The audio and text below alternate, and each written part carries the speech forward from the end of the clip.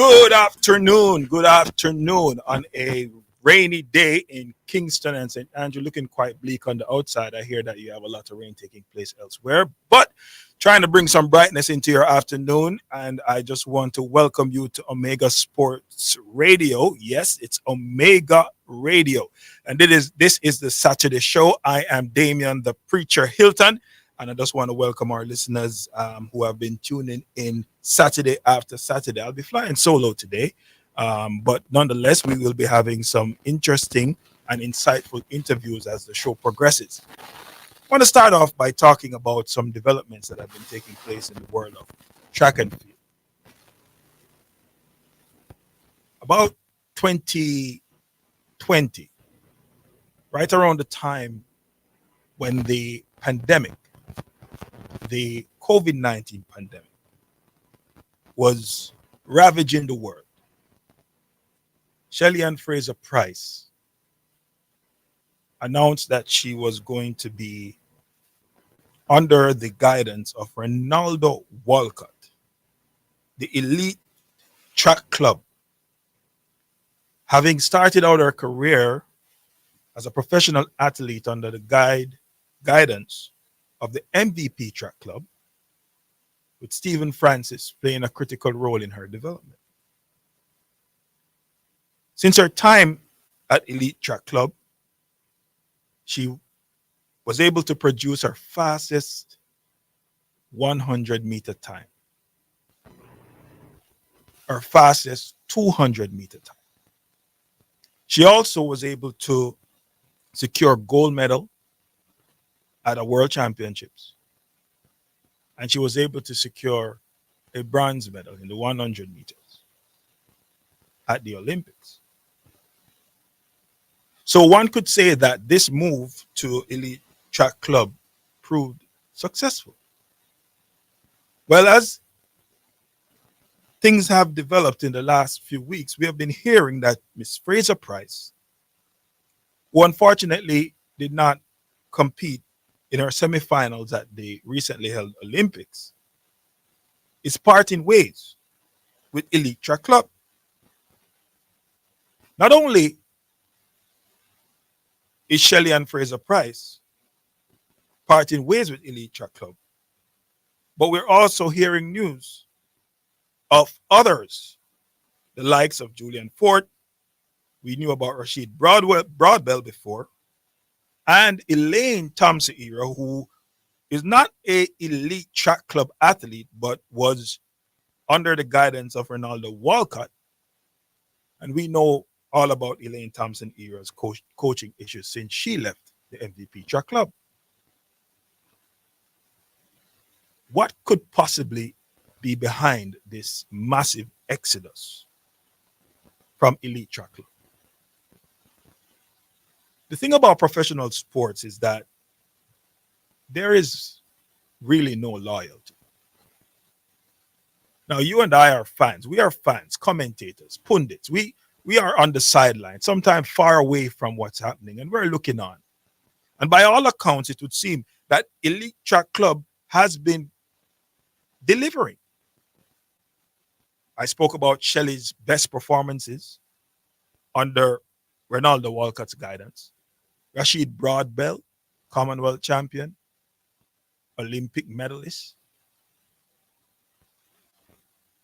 We are at a point now where these athletes would be looking towards the World Championships in 2025, and we're hearing that they are parting ways with what could be considered a successful program for them in terms of their preparation for major events.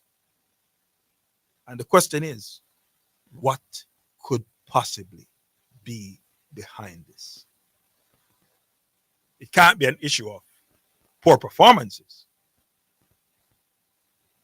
So what is it? The rumor mill is running. We heard talks of Elaine Thompson-Era perhaps going back to the MVP track club. That talks are taking place between Mrs. Thompson-Era's management team and the people there at MVP. That's something that we're watching. It would seem that Shelley and Fraser Price is in a position to perhaps pull persons together as she gets ready for what I would believe would be her last major track and field event at the World Championships next year. She did say that this Olympics, this Olympics that was recently held, would be her last Olympics, and obviously it didn't end too well. She didn't make it to her semifinals. She made the semifinals, but was unable to participate in the semifinals. And so I would imagine that she wants to go out with a bang. She'll be entering 2025 and the games as a 38-year-old. Arguably the greatest female sprinter of all time, and some people would throw her into that discussion about being the most decorated sprinter of all time. So we're looking out. We'll see and we'll hear what's going on, but it raises a lot of questions about what's going on with elite. Shelley is elite,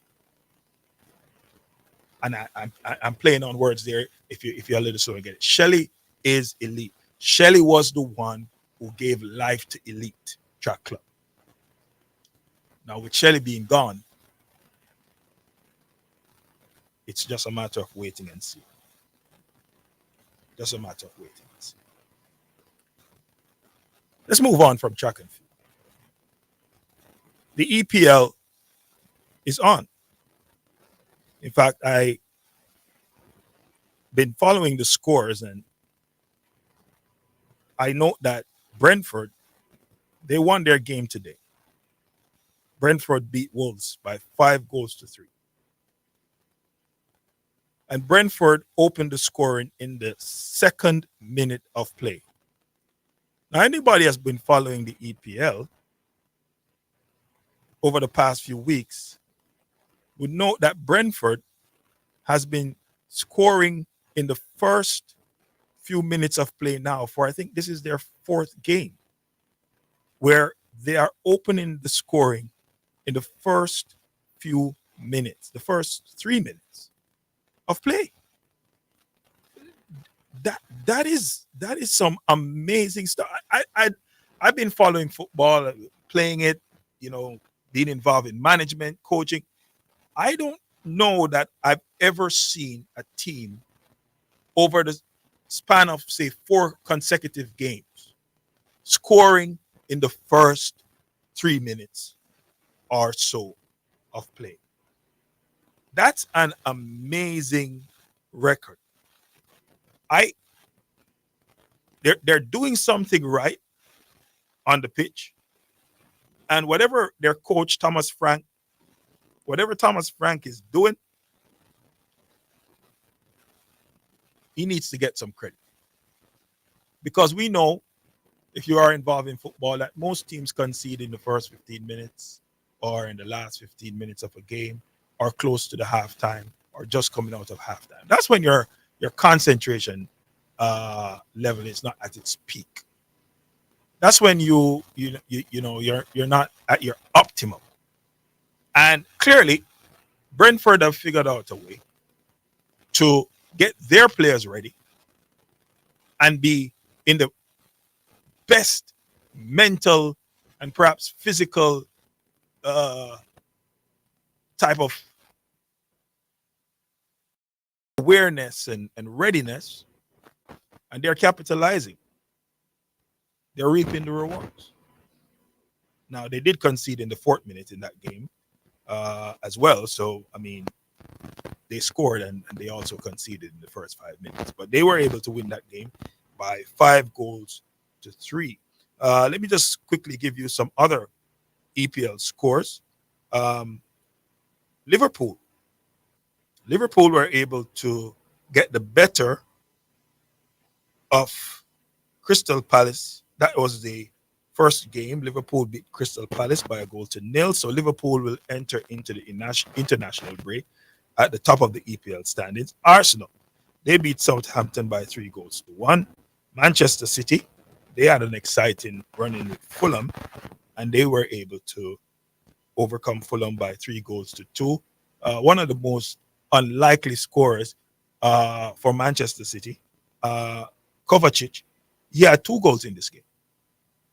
And I mean, Kovacic, former Chelsea player, during his time at Chelsea, he probably scored 1 goal in his entire like 4, 5, 6 seasons or 4 seasons at Chelsea. But he got 2 goals today for Manchester City. West Ham beat Ipswich Town by 4 goals to 1. Leicester got the better of Bournemouth by 1 goal to 0. Currently, Everton and Newcastle are playing out a 0-0 draw in the 84th minute. And tomorrow, Aston Villa will take on Manchester United. Chelsea go up against Nottingham Forest. Brighton will tackle Tottenham. And that will round out the week of games. And then we break for the international break. So the EPL continues to be the most watched, league, the league that people have an affinity with a club team, Jamaicans in particular. You're a Manchester United fan, or you're an Arsenal fan, or you're a City fan, and so on and so forth. Now, I'm a Chelsea fan. I've been a Chelsea fan for a very long time. And I say this. I'm watching this Chelsea team. I've been very disappointed in the past with Chelsea since the likes of, Drogba and John Terry and Frank Lampard, and many of those players. We've passed that generation of players. And we did have a good run with, Fabregas and some others, and Eden Hazard and others came along, and that was a very, very good team as well. But in the last few years, I've had a lot of disappointments with Chelsea. But this Enzo Maresca,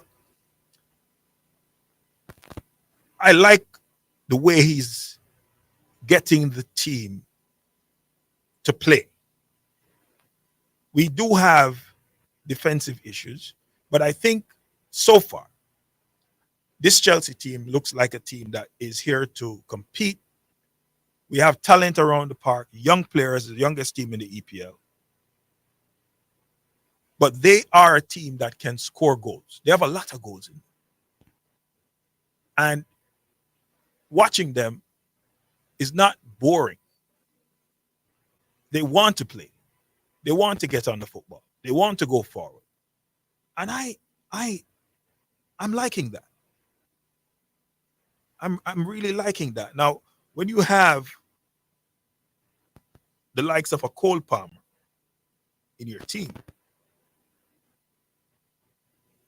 you have somebody who's unassuming, but somebody who can really do a lot of damage for you. This youngster is growing on me. I don't know why Pep Guardiola didn't have a place for him in the Manchester City team. I don't know why Pep Guardiola didn't think that this player could matriculate into his squad and add some value, so much so that Chelsea are the beneficiaries of him leaving. But last season was his breakout season. This season, I think it is an opportunity for him to stamp his class.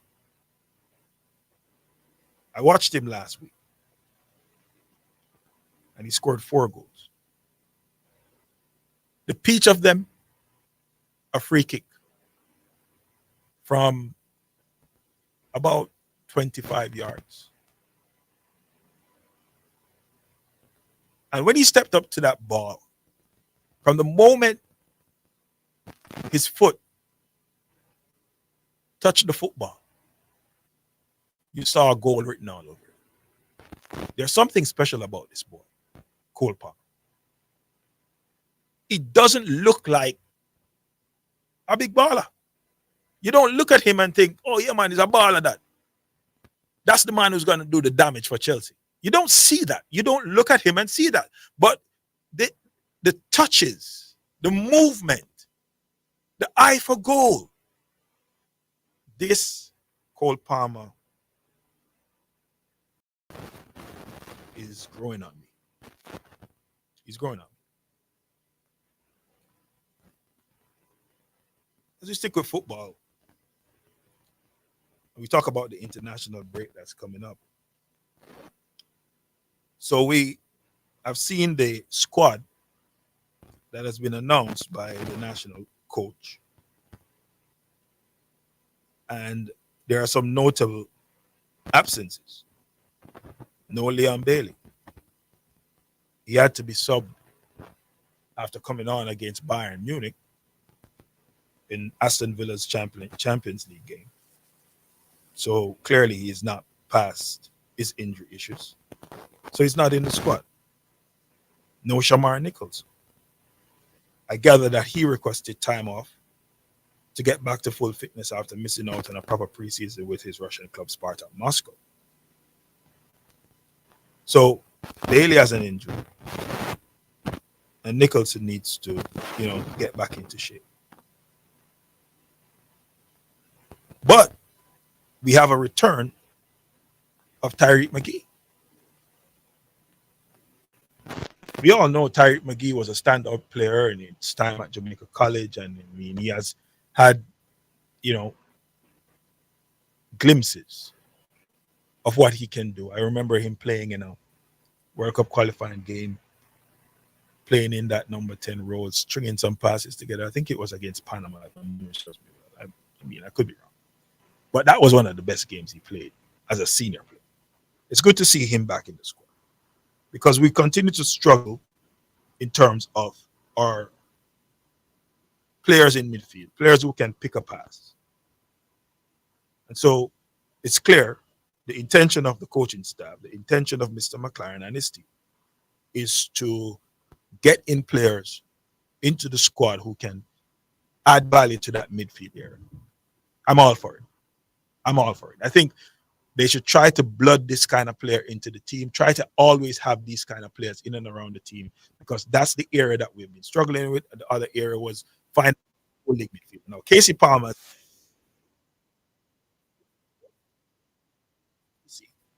but you need options. You need options. In the defensive midfield role, we have seen him commit to using Joel Latibeaudiere as a holding midfielder. You have people who have issues with Damian Lowe being in the squad, sometimes being used in that position. Listen, we just need to identify the players, blood them into the team, expose them. I think the rest will fix itself. It's about progress, not perfection. And we don't have to make good the enemy of ideal. If something is good, we can work with it. It doesn't have to be perfect. So I like Tyreek McGee back in the squad. Romario Williams returns to the squad as well. Will Romario Williams make a major difference? I don't know. I don't think so. I mean, he'll be in the squad. Will he get on the pitch? I don't know. Ronaldo Cephas is also back. He was not a part of the squad for the last window. And we know that Ronaldo Cephas has a lot of speed. Just needs to make better decisions in that final turn. Just needs to make better decisions there. So the Jamaican team will be playing against Nicaragua on October 10th and against Honduras on October 14th. So those are some games to look forward to. Let's turn our attention to the Jamaica Premier League. The last round of games were, they had some exciting ones. A few that stood out to me. Just to give you a quick roundup of the results. So the game between Harborview and Malines United ended 2-1. Harborview winning that game. Cavaliers remain unbeaten, getting the better of Waterhouse by 2-0. Arnett Gardens, they came from behind to claim a 1-1 draw against Racing United. Montego Bay left it late, but got the better of Chapelton Maroons by 1-0. And Portmore, they came from behind to beat Tivoli Gardens by 2-1. Now, the last time I was on air, I interviewed the coach for Chapelton Maroons, um, O'Neill Bigger Thompson, and he spoke about the fact that the players, the Chapelton players, they're young, they're hungry, they're looking to make a name for themselves. And I want to say this Chapelton team is going to excite this season. They're playing some very good football. Now, you have O'Neill Bigger Thompson and Jermaine Teddy Johnson there as part of the coaching staff, and they're former players. These guys are not journeyman coaches. They're footballers, one a creative, attacking footballer, one a more defensive footballer. So it's a good mix. And I think that the fact that these guys were able to travel, Jermaine Johnson was the first Jamaican player to leave the shores of Jamaica and go straight into the Premier League when he went to Bolton Wanderers. And O'Neill Thompson, as he told us last week, he played in several countries around the world. Or the last time, O'Neill Thompson, the last time he was here. I think the players are warming up to their coaches early in the season. But when you watch this Chapelton team and the fact that they were in the Premier League before, the fact that they were under the tutelage in their first stint in the Premier League of Coach Hyde, and we know Lenny Hyde and the type of football Lenny Hyde wants to play. And now they are under the leadership of these two former national players and former players who applied their trade overseas. These youngsters are going to be inspired to play good football, and I think they are going to cause some problems this season. They lost to Montego Bay. Substitute Donjay Brown, I think it was, came on and found a winner for Montego Bay United. Now, in the preseason, Chapelton beat Mobay by 3-0. So I think, going into the game, Mobay probably wanted some revenge. They got the 3 points. Interestingly, William Pereira, the goalkeeper for Chapelton, he was with Mobay last season. He was with the Mobay team last season. It was good to see Demario Phillips, formerly of Mount Pleasant, formerly of Dunby Holden, formerly a part of the national team. But it was good to see Demario Phillips playing in the middle of the park. Very solid, steady game in the middle of the park for Mobay. And it begs the question, I spoke earlier about Tyreek McGee and the fact that it's good to see him back in the national setting. Demario Phillips was one of those local players who Coach Al Grimson seemed to have a lot of time for. He was included in the squad. He was playing. He was coming on. He was a part of everything that was happening. He was a feature. It would seem that the coaching staff have moved past Demario Phillips now. If he was whatever he was doing to be a part of the national team during his time at Mount Pleasant, I don't know that the drop off is so great. I gather that he probably had an injury or something. But has the senior team moved on from Demario Phillips? Well, he looked good in his last game against Chapelton, and so whoever is listening probably need to take another look at Demario Phillips and see if he can add any value to the national team. Portmore United, they beat Tivoli Gardens by 2-1 at the Anthony Toole Spalding Football Stadium. Tivoli actually took the lead through a former Excelsior High School player, Young Fuller. Now, many people who saw that goal, are bloviating about how great the goal was. The truth is, it was one of those goals that you're scratching your head and you're wondering, was he trying to get the ball across the goal? Was he going for goal? I mean, it looked spectacular in the moment. But then on the replay, you're kind of wondering, what was the intent of the player? Doesn't change the fact that he scored. But Portmore was able to get back into the game through Junior Grizzle, the equalizer, and then Javier Brown.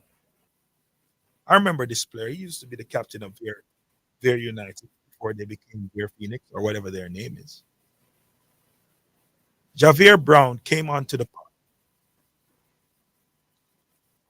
and when he came onto the park, I was expecting him to be, joining Guthrie in the center of the park,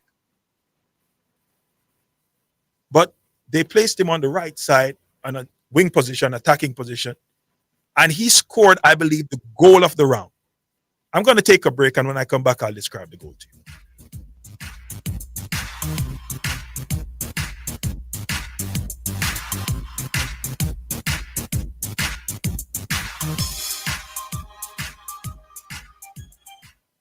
It hurts if you don't check first. Be excellent customer service. Our staff is knowledgeable and trustworthy. And we have a wide variety to supply society. And the price is right, yes, it's worth it. The solution to your auto parts things to one-stop shop. And we deliver to, so if you can't come in, just ring up on WhatsApp. Or call and make your order. And remember, there's no other. So it hurts if you don't check first. So there's no need to say.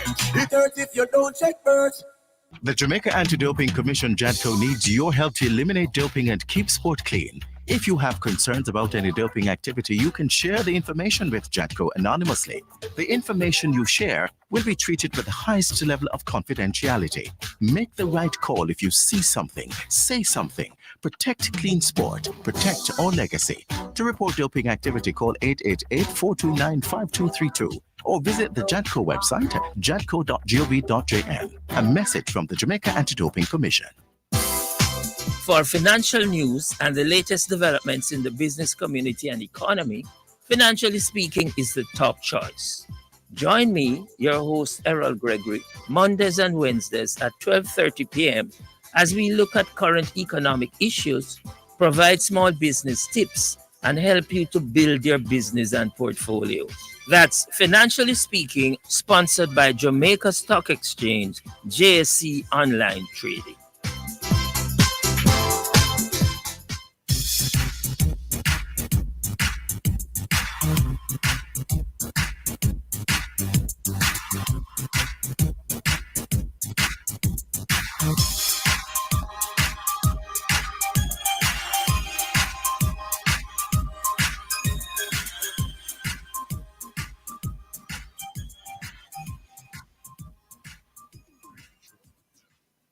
Yeah, thanks for sticking and staying. It's Omega Radio, the Saturday show.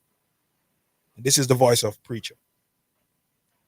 I was about to describe what I believe was the goal of the round, scored by Javier Brown, formerly of Ver United. He was the captain of Ver United, but he's now at Portmore.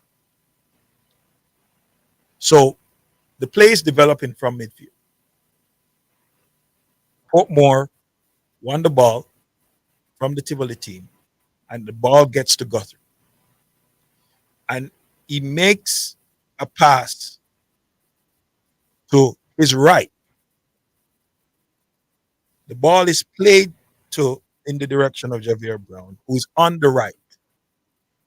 And he is just outside the 18-yard box on the right-hand side, between where the touchline is and where the 18-yard box is. He is coming from that place. He's running towards the football. Ball played in his direction. He opens his body. He uses his right foot because he's on the right side. So he's using his right foot. He uses the outside of the right foot, and he places the ball with pace into the far corner of the goal, outside of the reach of the Tivoli Gardens goal. So the ball is finishing up on the far post from his right side, using the right foot outside of his right. We would have called it a banana. In banana it. That's how we describe them goal. Banana kick. It splice it. It was a brilliant goal. The thinking that went into it, the technique that went into it, everything about it was beautiful. And the fact that this player is actually a more defensive, well, I mean, central defensive player makes it even, more amazing. I think Rudolph Austin, coach of the Portmore United team, will be finding a lot more opportunities for Javier Brown. That's his name, I think it is. Great goal, wonderful on the eyes. So Portmore got the better of Tivoli Gardens in that game. Tivoli Gardens has lost a lot of players in the transfer window, and so I would expect that Tivoli Gardens are going to struggle for a bit. I think they're going to struggle for a bit. I mean, Coach Jerome Wade is big on fitness and having his players in tip-top shape. But fitness carries you so far. You need people with the technical skill sets. And when you look at the Tivoli team, they have a lot of young players around the park. Some of them, Justin Dunn, he had a breakout season last season. But they're missing some quality. And so I'll expect them to struggle. Portmore, they started the season playing against some tough opponents early. Yeah, we had Mount Pleasant, they've had Cavaliers, you know. So they have gotten out the gates playing some tough teams. And I think this Portmore team, just looking at them, they have a lot of young, talented players. And, I wish Coach Austin all the best. So Cavaliers sits atop Premier League from 3 games. They have 7 points. Montego Bay, 6 points from 3. Harborview, with their new coach, they're at 6 points from 2 games. Arnett Gardens are follow behind. They only played 2 games. They are on 4 points. Racing is another team that excites.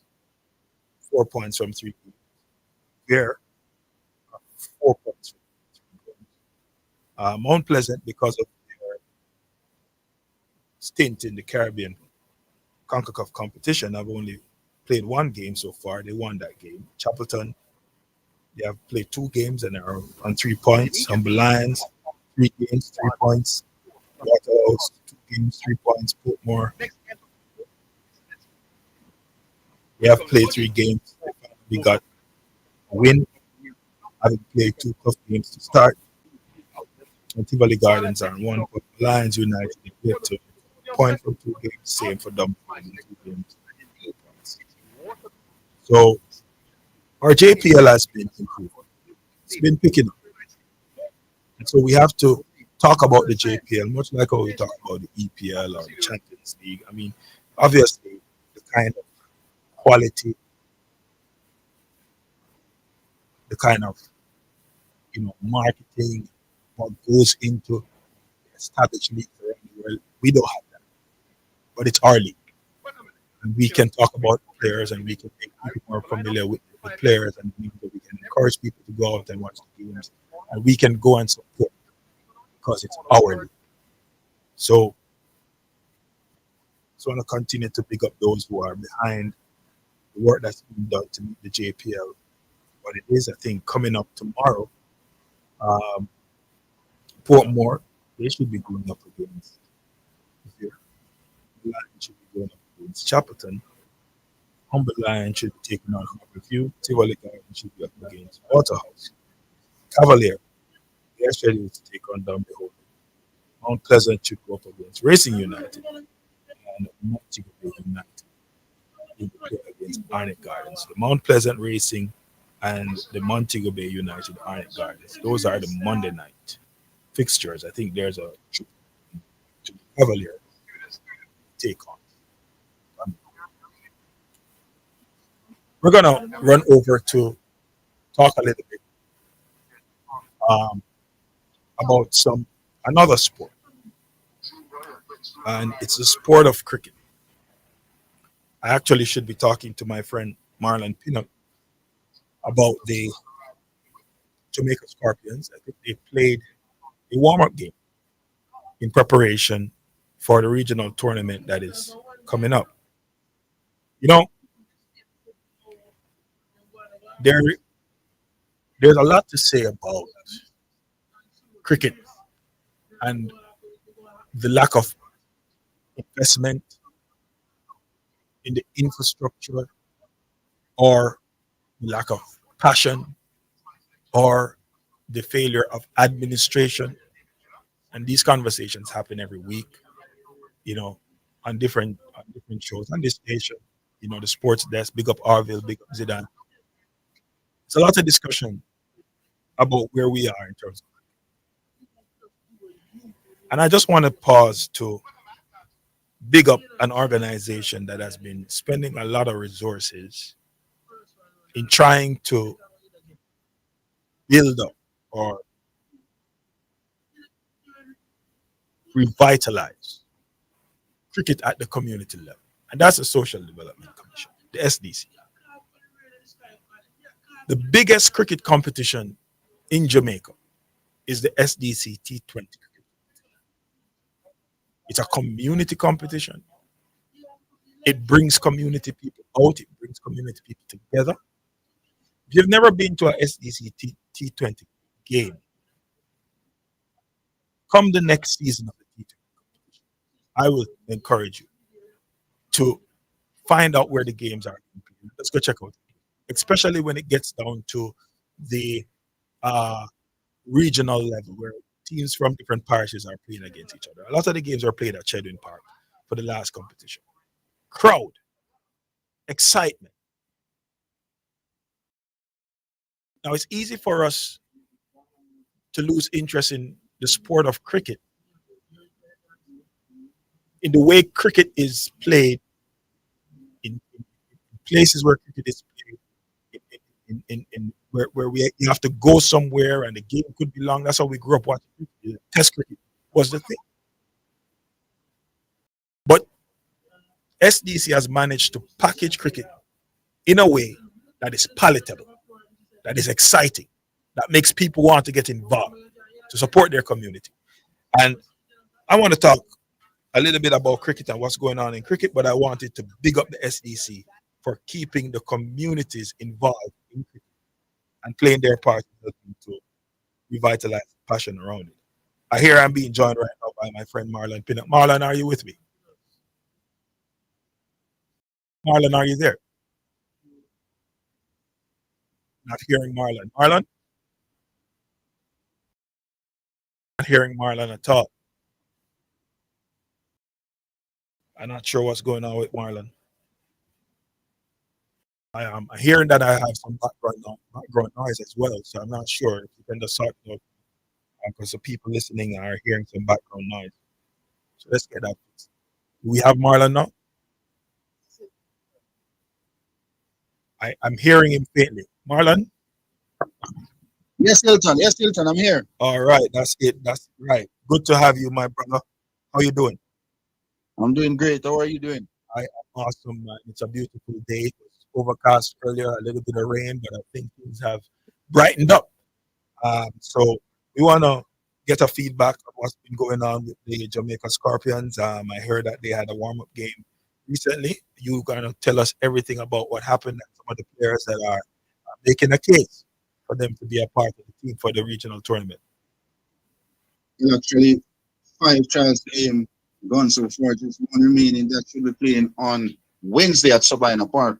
But what we have seen so far, the batting display has been very, very poor based on what we have seen in the last 2 trials game.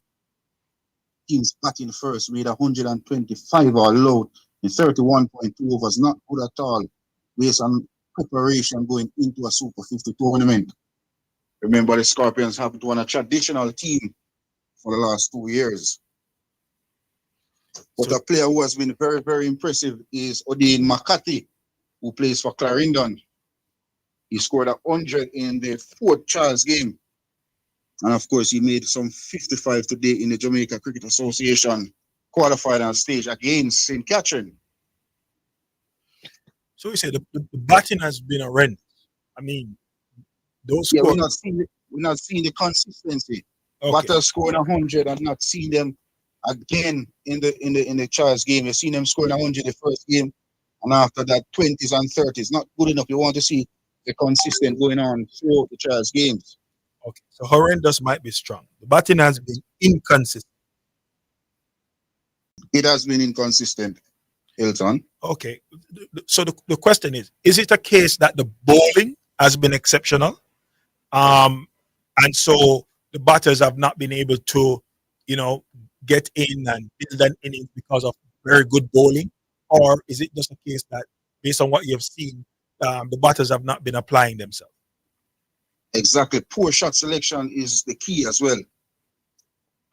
But Jermaine Blackwood and Nkrumah Bonner, those players, very experienced, coming back into the Charles, and Nkrumah Bonner haven't been able to get any significant score. But Blackwood made 56 last Charles game of 69 and was bowled with a magnificent delivery from a fast bowler who's also playing today in a quarterfinals game against the Army team who plays for Police.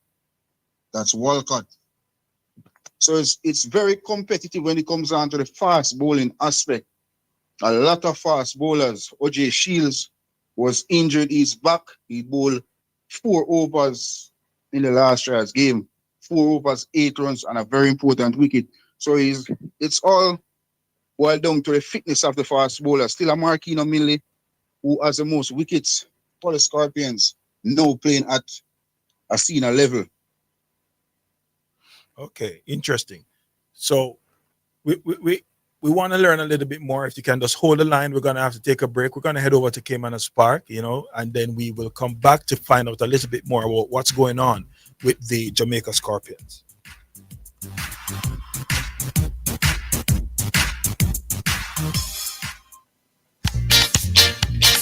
It's now time for live racing from Caymanas Park, sponsored by Azon, the superstore for your home and more. Edgechem, changing lives 1 gallon at a time.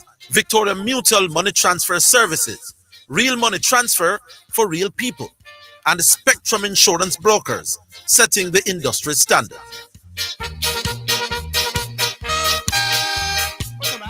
Caymanas Park. We're here for race number 3, the Distinctly Irish. You have a lineup. The 2 to 5 favorite is number 7 on Captured Empress. The selection of Yusuf Michael Kane and Dr. Polite. Let's go over to Brad Rickman OD for the call of the 3rd. Enough. And Dream Warrior gets rid of the rider early. So Dream Warrior out of the race. On Captured Empress, racing widest of them all, takes a commanding lead early. Princess Akila now has to cut into it as they lead the 7. 4 or 5 lengths back to Cosmic Force. Sweet Victory racing down against the fence as they make their way now toward the 6. Captain Philip on the outside of Sweet Victory, and Dimitri P now trails narrowly. They've left the 6 and run toward the 5 on Captured Empress out in front by a length and a tail. Princess Akila racing in second close up. Cosmic Force is 3.5 lengths back and running in third in the slop as they leave the 5. A break up some 4 lengths back to Sweet Victory. Dimitri P a length and a tail back, and Captain Philip struggling at the back of the field.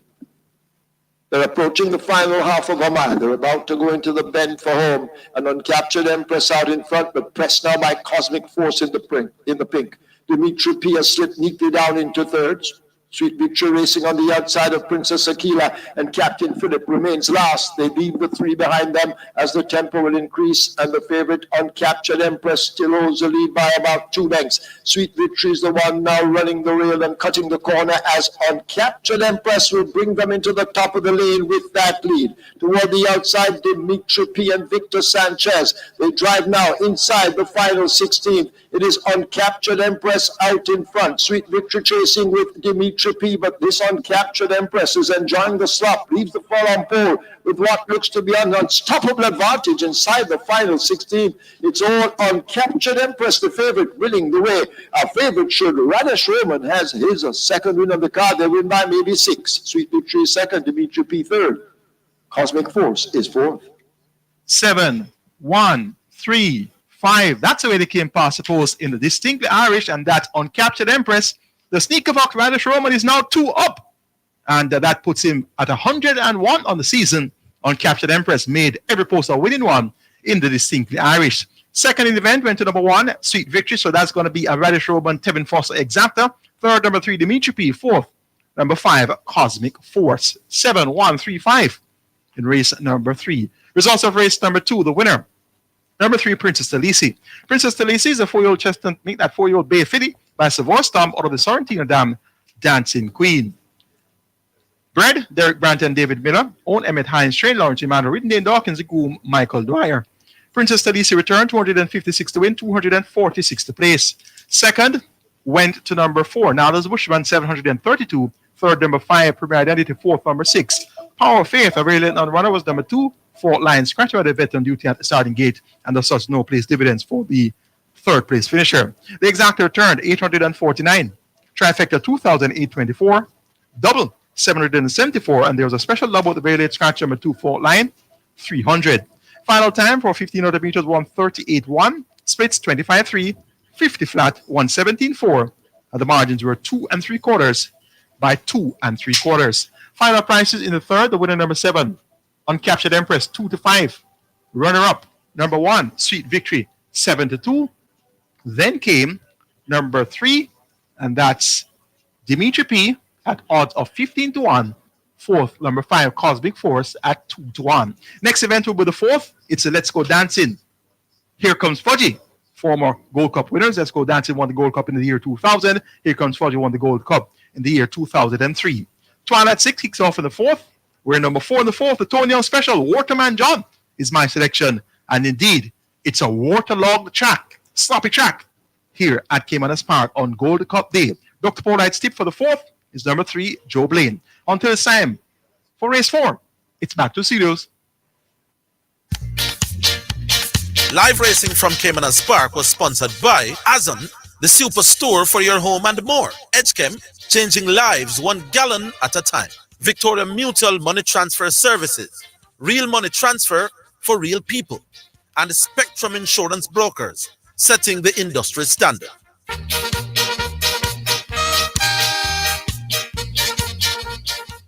It hurts if you don't check bird. Be excellent customer service. Our staff is knowledgeable and trustworthy. And we have a wide variety to supply society. And the price is right, yes, it's worth it. The solution to your auto parts things to one-stop shop. And we deliver to, so if you can't come in, just ring with our WhatsApp. Or call and make your order. And remember, there's no other. So it hurts if you don't check bird. So there's no need to search. It hurts if you don't check bird. The Scoreboard, Mondays to Fridays, is one of the best sports programs on radio. The Scoreboard features informative, investigative, and hard-hitting sports discussions with top-quality guests. Join us 5 to 6 p.m. with our A-list hosts as we inform and entertain. That's The Scoreboard, Mondays to Fridays, 5 to 6 p.m.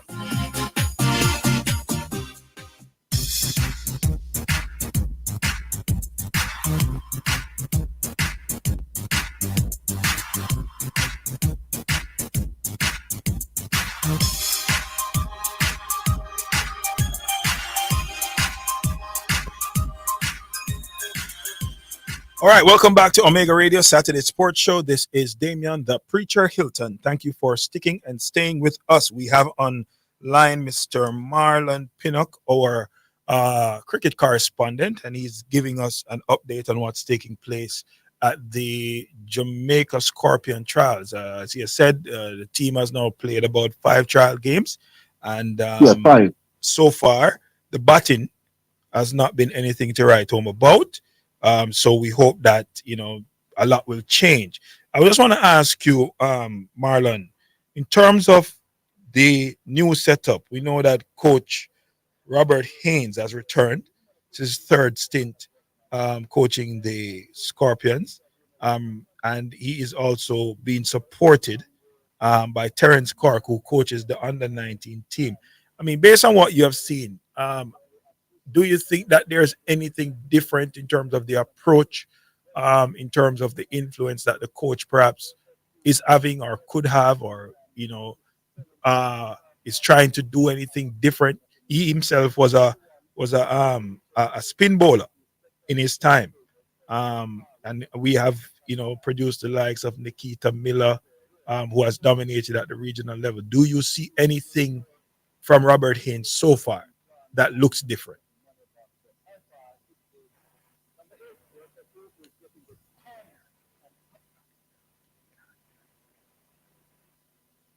Not hearing you, Marlon. I wonder what's going on. Well, I'm saying Robert Haynes is a coach who corresponds a lot with his players, Right. trying to get their opinion and stuff, while Mr. Clark is a two-time champion, so to speak. He won the Dublin under 19, and he also won the title last year for a two-day championship for Kingston. So it's all boiled down to his leadership qualities. But based on what I've observed so far, both coaches working together excellently. Okay, great. One of the things Haynes said when he was appointed coach was one of the cultures that needs to be changed is how the players practice. He says, gone are the days when players come in and bat for 15 to 20 minutes in the nets. That is not working, right? Now, as a man around the cricket, what goes into preparation? Because we are just the people who watch the game. We watch the game. When there's a T20 game or a 50-over game, test match cricket, we watch it. But as somebody closer to the cricket, what are the things that go into batting preparation? And based on what Haynes is saying, what are some of the new technologies or the new approaches that are being taken to prepare the players? As a batter, as a bowler, any party taking part in cricket, you have to have planning and preparation. So as a batter, you have to plan innings from a night before, a day before, how you're going to approach the innings. When you go there to play, you desperately need to be on the field of play, thinking about the cricket. So that's the on the part of the players being mentally prepared, working out what they're going to be doing. But in terms of the actual physical preparation that goes into modern day cricket, Ain says it's not just about going into the nets, spending 15 to 20 minutes in the nets. It's much more than that. What constitutes much more for a batsman? All right, as a batter, you knock up for 15 minutes, you go in the match, and then you don't last more than the 15 minutes. So you need to spend more time in the middle, try to bat as much deliveries as possible. As Virat Kohli tell you, you bat up to 5,000 deliveries per day. So that goes to work with your mental and physical aspect of the cricket in general. Okay, so a lot of that preparation is mental. It's a psychology behind the batting. Okay. All right. Sounds good. Thank you so much, Marlon, for checking in, our cricket correspondent. Looking forward to be back in studio with you soon so we can talk a lot more about sports. We also know that you're a JPL man. What's your take on what's your take on the upcoming games in the JPL? Well, it's going to be close between some teams, but the teams that I'm very, very impressed with is Chapelton, the team that newly promoted to Premier League. They are doing an outstanding job. And of course, not forget Racing United. I think they are doing a terrific job as well. Yeah, I spoke about Chapelton earlier, and I'm saying they're a team that people are going to be talking about. They're playing exciting football. They're being coached by two former players who played for the national team, but also played outside of the country. And I think that lens, that experience, players will respect that. You know what I mean? And they will respond to that. And Racing, I watched a part of their game against Arnett Gardens, and they have some exciting young players too. Very talented players, attractive game of football. That's what they're bringing to the table. So I don't think that this season is going to be like previous seasons when teams that are promoted, you kind of automatically expect them to go back down the next season. Not at all. Based on the quality football these two teams are displaying in Jamaica Premier League this season, it's going to be very difficult. I think, if I'm not mistaken, one of these teams will make it to the playoffs, if not both. Well, it's early in the season, a long way to go. So let's see. But I agree with you. So far, they have looked good. They have been playing some good football, and the people behind these two teams, Racing and Chapelton, must be credited for the work that they are doing. So we look forward to this round of games, and hopefully we'll get a chance, you and I, to sit down in studio and to talk about the games when we get around to that in another week or so. So thanks again, Marlon. Looking forward to see the Super 50 tournament and hoping that Jamaica can do better than we did last time around. Yes, of course. Next week, the 14-man squad will be announced. So more information will be granted to you guys. Thank you very much. That is our cricket correspondent, Mr. Marlon Pinnock. We will be having him in studio from time to time to talk to us about what's going on with the Scorpions in the Super 50 competition, and he also contribute in different sporting areas. He's a sports person. He's not a cricket person, but cricket is area of expertise. I hope I described you well, my brother. Yes, you do. Thanks a lot for having me as well. All right, man. Wonderful, wonderful. Thank you so much for joining us.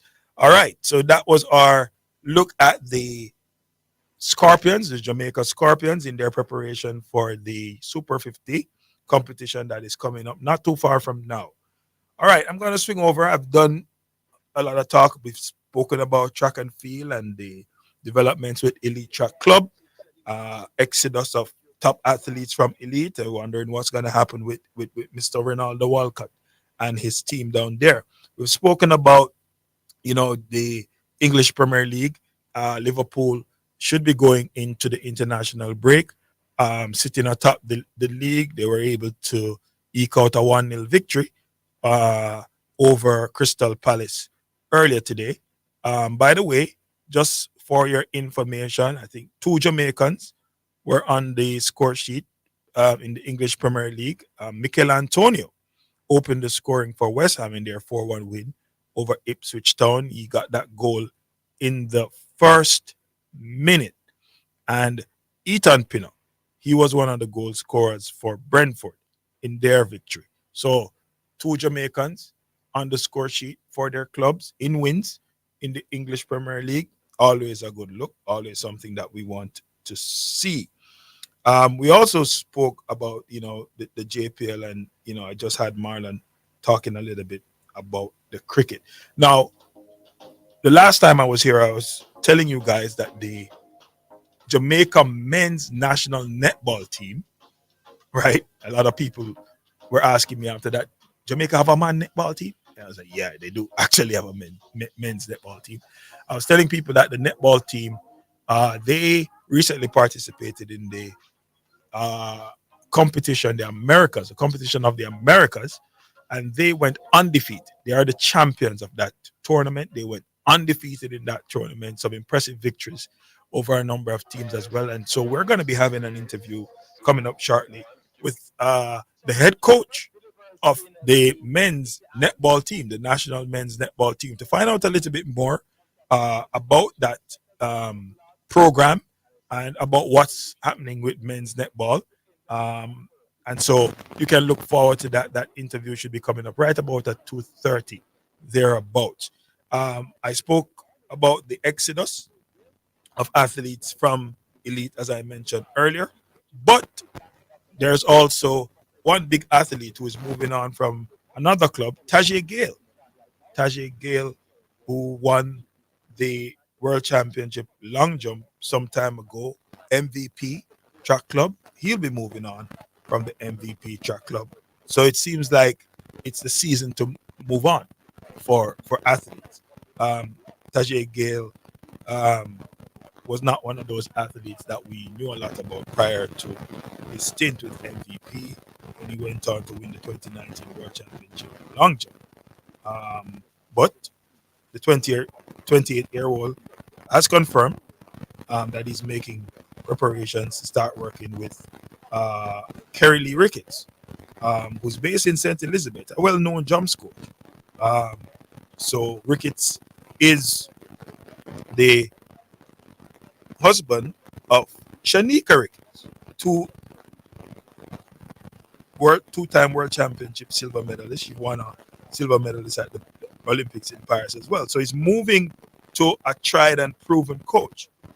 So one would think that really this probably is a good fit. It's a great fit for him. He'll be around Shanika Ricketts, who, by the way, in her early years was a long jumper and then transitioned to the triple jump. So this looks like a move to kind of put him in a position. 28, he's going up in age, looking like he's trying to put himself in a position, to get over whatever hurdles, whatever humps have been affecting him over the past few years. So we'll see how that turns out for Tajay Gale. I'm going to talk a little bit about sport that I love, sport that I love to watch on TV. Who knows Preacher knows that Preacher is a big, okay? And the NFL is in full swing. All right? Now, there are two undefeated teams remaining in the national. Two undefeated teams. I just got a text message from my good friend, a good friend of mine who's a big sportscaster. I would say he's probably one of the best in terms of analysis, sporting analysis. Mr. Zidane. And he's asking me if Mikel Antonio and Ethan Pinnock are Jamaicans. Because I said two Jamaicans scored for their clubs today in the EPL. Now, if these two gentlemen are not Jamaicans, they're not Jamaicans, Steve McLaren and everybody who's a part of the Jamaica Football Federation needs to explain why Ethan Pinnock and Mikel Antonio are called to the squad for the international break for the games on October 10th against Nicaragua and Honduras on October 14th. And why these men have been donning the Jamaican colors for the past few years. If these gentlemen are not Jamaicans, this is an indictment, Zidane, on the JFF. I'll pick this up when we come back from Caymanas Park. It's now time for live racing from Caymanas Park, sponsored by Azon, the superstore for your home and more. Edgechem, changing lives 1 gallon at a time. Victoria Mutual Money Transfer Services, real money transfer for real people. And Spectrum Insurance Brokers, setting the industry standard.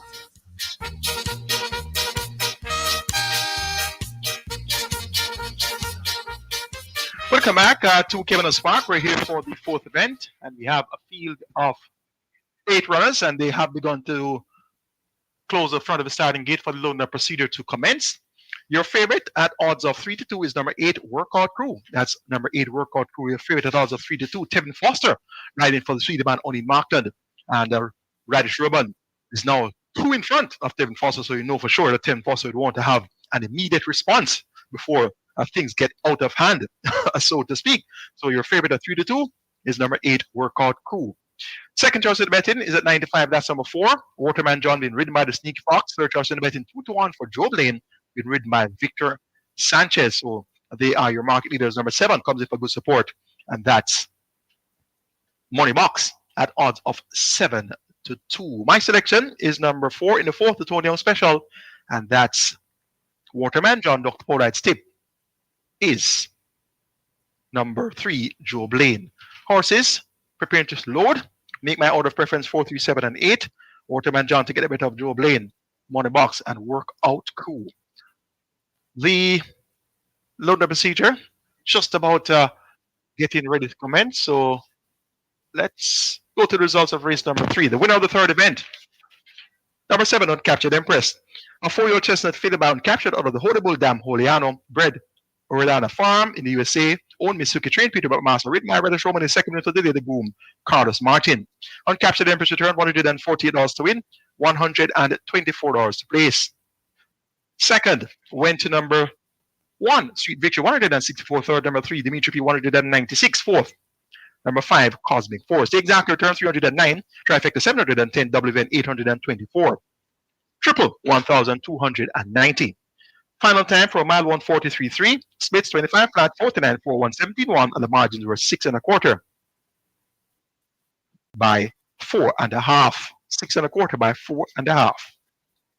Horses continue to meet about behind the starting gate for race number 4. Started the Twilight 6. Twilight 6 pool now over 5.1 million. And we have an interesting looking sequence for the Twilight 6. The big one later on is going to be, of course, the Gold Cup, the 51st running of the Philippe D Gold Cup. And we see Philippe D having a start of their major danger. And that one could be very well a danger to all and sundry. So that's going to be an interesting Gold Cup for later on the card. Horses are just about getting ready to load up for this, the 4th event. Not much change in the betting. It's 85 for number 8 Workout Crew, 95 number 4 Waterman John, 2-1 number 3 Joe Blaine, 7-2 for number 7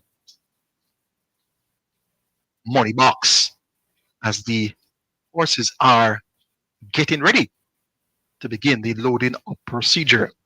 Stoppy track. Things quite dampened here at the park given the downpour of rain a few moments ago, and there appears to be some cause to delay down there at the gate. Front of the gate were closed, and they are still closed, but there is some cause for delay down there at the starting gate with all 8 runners a minute about behind the gate.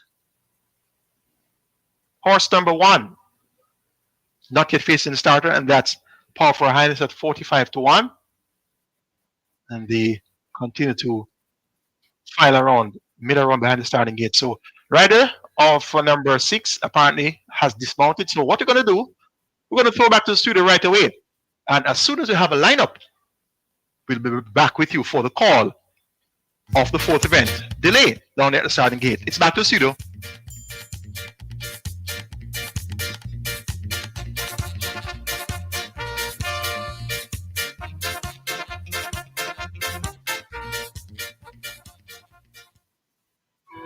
At Omega Radio, we believe in delivering top-notch service with unbeatable value. Our sales and marketing team are ready and willing to get you the best deals on radio advertising. Whether you're reaching listeners in Jamaica, the USA, or the UK, we've got competitive rates that fit your budget. Why wait?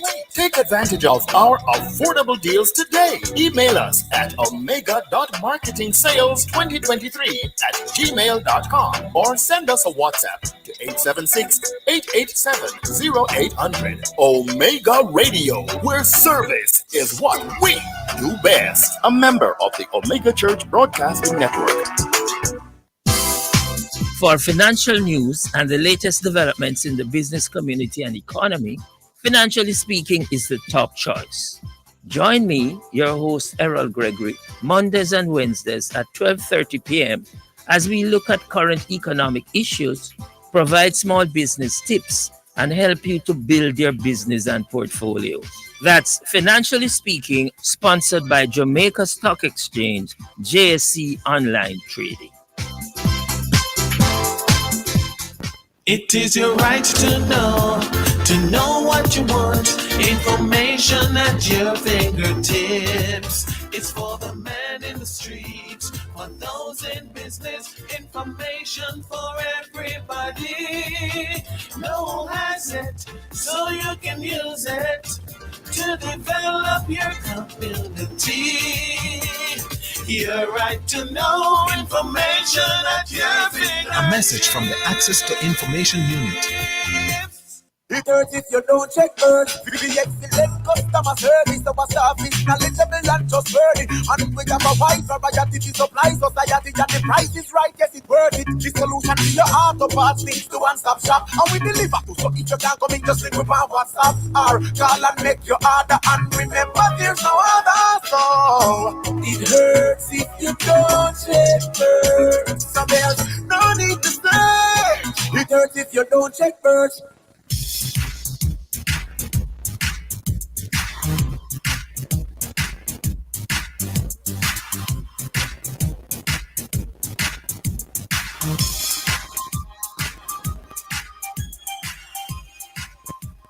Okay, great. Welcome back to Omega Saturday Sports Show. This is the man Preacher, and I am just want to inform you about the game that we're going to be carrying today: Glenmure versus Old Auburn, the Costa Cup. So we'll be, going over to the Glenmure versus Old Auburn game at about 3 p.m. I have online one of my good friends. We talk American football a lot. I call him Any Given Sunday because football is about any given Sunday. Anybody who watches the NFL knows that on any given Sunday, any cards can play. So welcome, my friend. How are you doing? Not hearing him so good. Can you get some volume on that? Remy? Hey, Remy, you there? Seems like we're having some problems with him. Is he online? Are you there, my friend? I don't know what's going on. Can you call him back? Can you get and call him back? Not sure what the issue is. But we want to talk some NFL quickly because we will be having an interview with the men's netball coach. So the NFL is in its fifth week. On Thursday night, the Atlanta Falcons played against the Tampa Bay Buccaneers. It was so far the game of the season. An exciting game of football that went into overtime. The Falcons prevailed 36-30. So the Falcons moved on to 3-2 on the season. The Buccaneers are now on 3 wins and 2 losses as well. The quarterback for the Atlanta Falcons, Kirk Cousins, attempted 58 passes, completing 42 of them, throwing for 509 yards, 4 touchdowns, and 1 interception, in leading the Atlanta Falcons to an overtime win over the Buccaneers. Now, many people have been critical of Kirk Cousins in the past, saying that Kirk Cousins is not a prime time player. Well, we've seen him twice this season already on prime time, leading the Falcons to victory. We also saw him against the defending champions, the Kansas City Chiefs, and they were unfortunate in that game. Kansas City Chiefs prevailed and beat the Falcons. But Kirk Cousins, who moved from Minnesota Vikings last season and is now playing his trade in Atlanta with the Falcons, has started the season really well. And this Atlanta Falcons team in the NFC, they play in the National Football Conference. They look like a team that can make some noise in the NFC. The other NFC team that has really had a standout season, we have a call on the line. Is this my friend Any Given Sunday? Any Given Sunday, Remy? Speak up. I'm not hearing you. Somehow I'm not hearing him on the line. I'm not sure what the problem is. Hello? Seems like we're having some technical difficulties there. But the Minnesota Vikings, they are one of 2 undefeated teams remaining in the National Football League. And the Minnesota Vikings are being quarterbacked by Sam Darnold. Some people would call Sam Darnold a kind of journeyman. I mean, he was, with the Jets. He's been around. But the 27-year-old Darnold has never really had a home, somewhere where he can, be the lead, where he's the man. He's not really had any real standout seasons. Let me tell you something. This Minnesota Vikings team, under Sam Darnold, I've watched him at the Jets. He had a little time with the Panthers. He was a backup last season at the 49ers. But I think he looks at home right now, being the quarterback, being the man for this Minnesota Vikings team. He's looking good. He's looking good. So far this season, Mr. Darnold, outside of having a 4-0 start, Vikings that is, Mr. Darnold has thrown for 14 touchdowns. Nah, that's not. He has thrown for 11 touchdowns and 3 interceptions with a passer rating of 118, 932 yards. That is on pace for some MVP like, for an MVP like season. It's early days yet, just 4 games in the season. But this is a great start. The Vikings are 4-0 and they'll be playing against the New York Jets at the London Stadium on Sunday. Now, I've been an Aaron Rodgers fan for a long time because Aaron Rodgers was with the Green Bay Packers, and I'm a Packer fan. And Aaron Rodgers had a great game against the New England Patriots in his second game of the season.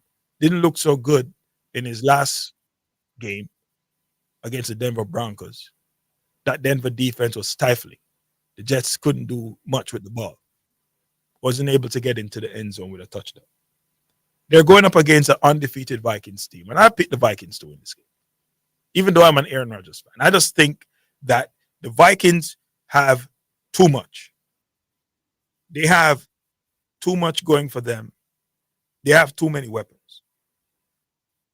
They have Aaron Jones, formerly of the Green Bay Packers, at running back. One of the most underrated running backs, in my opinion, in the league. I was disappointed when the Packers let him go. When you have Justin Jefferson and Jordan Addison as your wide receivers, Justin Jefferson is one of the elite wide receivers in the league right now. Top 2, top 3, man, at best. Top 2, top 3. And Jordan Addison is that second wide receiver that helps to stretch the field. He can also do some damage coming out of the backfield if you get him, not as a running back, but if you have some motion plays, throw the defense off, get him to use his speed, he can cause some problems. So this Minnesota team, 4-0, added veteran Stephon Gilmore at cornerback. They look good. They have a very tough defense.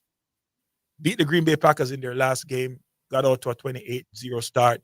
Green Bay was able to fight their way back into that game and made it close in the end, but the Vikings look good. The other undefeated team this season are the Kansas City Chiefs. And the Kansas City Chiefs are trying to do something historic this season. They're trying to be the first team to win back to back to back Super Bowls. That's not easy. 3 peats in the NFL? No. Not the NFL is just so unpredictable. An injury here, an injury there. I mean, it's not easy to win 1. They've won 2 back to back, and now they're going for 3. But the Kansas City Chiefs are 4-0, while at the same time, the man, Patrick Mahomes, without question, the best quarterback in the league. He wasn't the MVP last year. That was Lamar Jackson. Didn't have a stellar season by his standards last year. But Patrick Mahomes, so far this season, has a completion percentage of 68.6. That's 13th in the NFL. Pass yards per game, 226 yards. That's 13th in the NFL.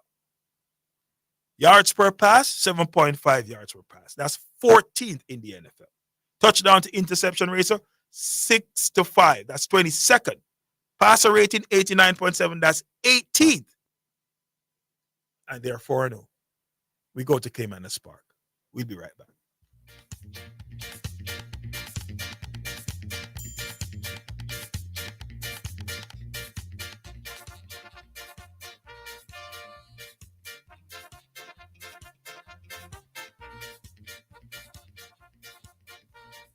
Joe Lane as rushing through for that lead. That's a Storm Boy. Right there, too, that's Sky Rizzy. So it's Sky Rizzy now assumes the lead from Storm Boy. Just on the outside of that one, that's a Lambo Girl racing in third.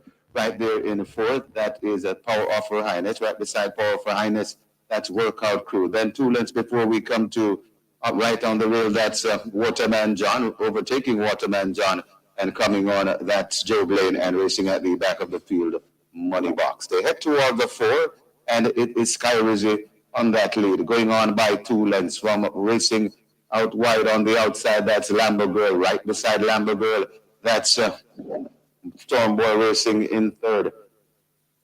Joe Blaine comes next, then comes a Workout Crew just behind Workout Crew. That is Money Box. Then comes a Power of Her Highness and Waterman John just at the back of the field. They're coming into the lane, and it is Sky Rizzy still in front. Sky Rizzy attacked on the outside by Joe Blaine. It's Sky Rizzy, Joe Blaine coming up on the inside. That's Workout Crew begins to do it nicely. Workout Crew splashing against the rail, and Workout Crew now hits the front from Sky Rizzy. Trying to come on, that's Joe Blaine. It's Workout Crew in front and traveling nicely. Workout Crew, 100th win for Terrific Tevin Foster. I think he has it. 100 win for the season. Terrific Tevin Foster. Workout Crew by about 5 lengths. Sky Rizzy second. Then comes Joe Blaine and Power of Her Highness. So that's number 8, Workout Crew getting the job done. Tevin Foster with an immediate reply to Radish Roman's early double, and that's Workout Crew, owned and trained by the Swedish man O'Neill Markland, and Workout Crew runs on strongly against the rail in this sloppy condition. Second went to number 2, Sky Rizzy, the long-time leader. Third, number 3, Joe Blaine. Fourth, number 1, Power for Highness. 8, 2, 3, 1. That's the way they came past the post in the fourth event. Slow-mo replay on the monitor confirming those placings. Track is sloppy. No sign of Waterman John. That one well fancied. But clearly, the Waterman didn't like the water at all on the sloppy track, and he really didn't raise a serious gallop. Final prices, the winner, Workout Crew 3-2. Runner-up, that was number 2, Sky Rizzy 9-1. Then came number 3, Joe Blaine at 2-1. And number 1, Power for Highness completes the superfecta at 42-1. Next event is going to be the 5th start of the late 5-star, and that's for Eros 1994 and 1995 Gold Cup winner. Scratch number 5, Wizkid. We're down to a feed of 8 until the time for the Eros. It's back to the studios. Live racing from Caymanas Park was sponsored by Azon, the superstore for your home and more. Edgechem, changing lives 1 gallon at a time. Victoria Mutual Money Transfer Services, real money transfer for real people. And Spectrum Insurance Brokers, setting the industry standard.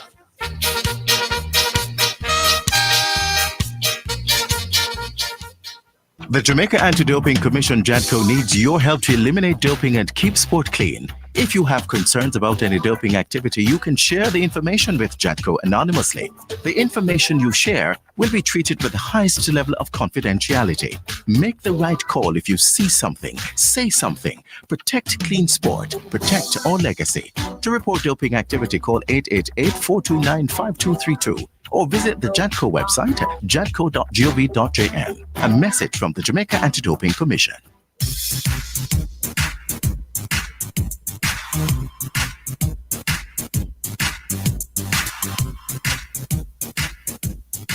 Welcome back to Omega Saturday Sports Show, Omega Radio. That's right. So, we have with us online the coach of the men's national team. Hello? Yes, I'm here. Can you hear me? Yes, I'm hearing you loud and clear. Welcome, sir, to the Omega Saturday Sports Radio. How you doing? Very well. Thank you for having me. Beautiful. Listen, 2 weeks ago, I spoke about the Jamaica men's national team. And some people were asking me, what am I talking about? They've never heard about a men's national netball team. I said, yeah, we have a team. In fact, they were competing in a competition and they won every single game. Now, you're online, and I want you to just, for everybody listening, I want you to tell us what is really going on here. Tell us. Absolutely, and no surprises in terms of the reaction that you said that you got. It's still what's the word I want to use? It's still new to a lot of people, but the fact is, let's talk about Jamaica only. In Jamaica, we've been playing, men been playing for over 30 years. Been training partners for the Sunshine Girls for all that time. Of course, we know how successful the Sunshine Girls are, and the men are the only ones who could provide or who can provide them with the competition that they need to face their positions when they travel abroad. So, men, we've been playing for a while. We've been involved in the sport different levels, and so at this juncture, we're now getting some court time. And when I say court time, I mean spotlight. There is a push for netball to become or to be in the Olympics, and of course, there was an outcry when we saw the breakdancing happening at the Olympic, and everybody's saying, "Where is netball? Where is netball? Where is netball?" For netball to get there, men must be playing as well. So it has to be both genders playing the sport for it to get to the Olympics.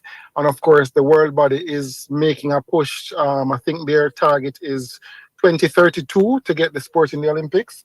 And so, as a result of that, you're seeing now more men participating, and the participation now is no longer just as training partners, but actual competitions around the world. Wonderful. So, I mean, for those of you who are listening, this is Mr. Sean Murdoch, and he is the head coach of Jamaica's men's netball team. Now, you recently participated in the competition of the Americas. That's the name of the competition? Yeah, this is the Americas region. Well, it's America's Netball Men's Championship. America's Netball is, of course, the governing body for the Americas region, which takes into account the North America, South America, Central America, the Caribbean. And so that's the competition that we had. There were 8 teams participating, 7 from the region, and England was an invitee or an invitational team. And so the competition was the America's Netball Men's Championship 2024. It's a biannual event. It was first held in 2022. This is the second staging, and I'm just gonna say that we also won it in 2022, and again we won all the games that time. That time we only played 5 games, so the competition clearly would have grown because now there were 8 teams participating and not 5 teams like the last time. Right. So there is steady growth. Wonderful. Now, you're being very modest by saying, we won all our games, we're the champions. I mean, you were just walking through the tournament. I saw some of the scores and I was like flabbergasted. I was like, what? This is a netball score. It seemed more like a basketball score. So, I mean, tell us about some of the games and some of the results so that those who don't know what's going on in the world of men's netball can understand. And by the way, the female netballs use the moniker Sunshine Girls, right? Yep. What does the men team call themselves? We are the Jamaica Suns. We call ourselves the Suns. We are the Suns. Of course, I can see the correlation with the Sunshine Girls. Yeah. Of course, Jamaica. We're known for the sunshine, and so of course we're the Jamaica Suns. That's a nice name because you're playing on words there. Because sun here linked to Sunshine Girls, and sun could be looked at as a male child, right? And this is the men team. So I love that. Correct. I don't know if you thought about that when you came up with it, but it fits. It's perfect. I never thought about it, but that is a good play on it as well. And then something that so from now on, I'm gonna play on it that way as well. That's a good one. That's a very good one. Wonderful. So yes, we are the Suns. We are the Jamaica Suns, and we played. Of course, we try to be humble. We like the guys would say, and the guys after we played the game, after we won the games that day. I'll get back to the results shortly. After we won the games that day, the guys were like bantering amongst themselves, and they were saying that we've conquered the Caribbean or the Americas. We in the last edition or the previous edition, South Africa came across as the invitational team. We beat South Africa in 2022. Now England came across as invitational. We beat them as well. By the way, last year we played a 3-test series against England in the UK and we won those 3 games. Each game it got closer. The first one to blow them away, and the second game it got closer, and the third game got even closer. Wow. But this is our 4th win over England within the last year. So the guys are now saying we've conquered Africa because South Africa is the top team in Africa, Wow. in netball. We've conquered Europe because England is the top team in netball in Europe. And so it's now for us to conquer down under. Of course, to get down there is a whole different conversation in terms of costing to get to Australia and New Zealand. And of course, the competition that they will bring as well will be something different. And we're looking forward to that challenge whenever that time comes. Okay. But in terms of the games that we played, as I said, we won all the games, convincing wins as well. And there was one game that we scored over 100 goals. So I guess that's where you said the basketball came in. Yeah, I was wondering if it's a basketball game because I'm not used to seeing a netball score of that, and the disparity being 100 and about 5 to about 10 or something like that. 109 to 10. And the good thing about that score, and for most of the tournament, there was only one game I thought we were really forced as coaches to make tactical changes to counter what the opposition was giving. When we played Trinidad, Trinidad kind of gave us a little push. We still won by 13 goals, but there was a particular quarter that we lost. We lost one quarter against Trinidad, and we felt like we had to make some changes that we thought that would have helped in terms of the play. But generally, it was smooth sailing. England came close to us. We won that game by 3 goals. That was our very first game. So I thought we never played as good as we could under the circumstances, but I thought nonetheless that it's commendable that the guys fought through, because you can have those bad days, but at the end of the day, if you're still on the have a win on the column, it means that you should be grateful and you should congratulate the guys. But there are things that we could have done better, and as coaches we looked at it and we say, but let's be happy. A win is a win. We've not lost a game since we started this journey as the Suns. Yes. And that would have been before there were teams that would have called themselves a national team, because I say we've been playing for a while. But since World Netball's strategic plan of embracing men and boys playing, since we've started as the Suns, we've not lost a game since that time. And so we're on a trend. We don't know what will happen. We're hoping that we don't lose, but we know that will probably come one day, but we're working for it not to come, or for it to not come anytime soon. And so there's work to be done. We're proud of the victory. We're proud of the score that the guys gave, the performance that the guys gave on court. And I was about to say that the game that we played and we went to 100, we were able to rotate all 12 players. Everybody played at least 2 quarters. Wow. And the score was still that significant. So Amazing. It means that the team, we had a good team, and there are some good guys who never made the team as well. So the future is good for us. The disadvantage that we have as a country is that the men who take the sport on as young adults, or major competitors like England, Australia, New Zealand, etc. They have programs where their boys are playing from 5 years old. So they play 5 to 12. They play with the girls, and then at 12 they separate them. Yeah, I was about to ask you that, because netball in Jamaica, which is traditionally a female sport, female dominated sport, and from primary school, girls are playing netball and coming through. Now, the same would have applied to sports like cricket and football on the male side, but we have seen more and more effort to get females involved in football and so on and so forth. How does a young boy, and you just said it's one of the challenge, right? But yes, what is, I would assume that you fall under the same administration as the female netball falls under, yes, right? What are we doing to get more boys interested in playing the sport? Because basketball and netball are not far apart in terms of just the type of activity, even though the rules are unique to each sport. So you could introduce a boy to netball through basketball, for argument. Yes. Right? Yes. So what is being done to kind of, bridge that gap? Great question. So in terms of us, like before, we operated as 2 different bodies. Since just before the tournament, because what happens is that these tournaments, and men are playing fast 5 as well. I'm not sure if you're familiar with the fast 5. Yeah, the exciting version. It's like the T20 version of cricket. Perfect. You're spot on. And so for the last 2 years, this will be year 3, World Netball would have invited 3 male teams to participate. We've not gotten an invitation as yet. I'm assuming because of the logistics of it is because the Fast 5 is that expense is taken on by the host country. So in this case, New Zealand would have hosted. They get in blocks of 3 years. So New Zealand would have hosted the last two and will be hosting the one more this year. And so we've not gotten the invitation to go down as yet. They've used Australia, New Zealand, of course, because New Zealand is at home. Australia is just across the ditch, and they would have had England the first year. Last year they had South Africa, and this year they have South Africa again. I'm not sure what the reason is behind using South Africa again. I was hoping that it would have come across to this region now, seeing that they would not have touched our region as yet. But nonetheless, it's being played, and we're happy that men are playing, even though we haven't gotten our invitation as yet. Hopefully, in next year or years to come, we'll get our invitation. But just before the tournament, so those invitations are sent to the parent body, and the parent body in our case is Netball Jamaica. Right. So even with the tournament that we just won, that invitation would have gone to Netball Jamaica.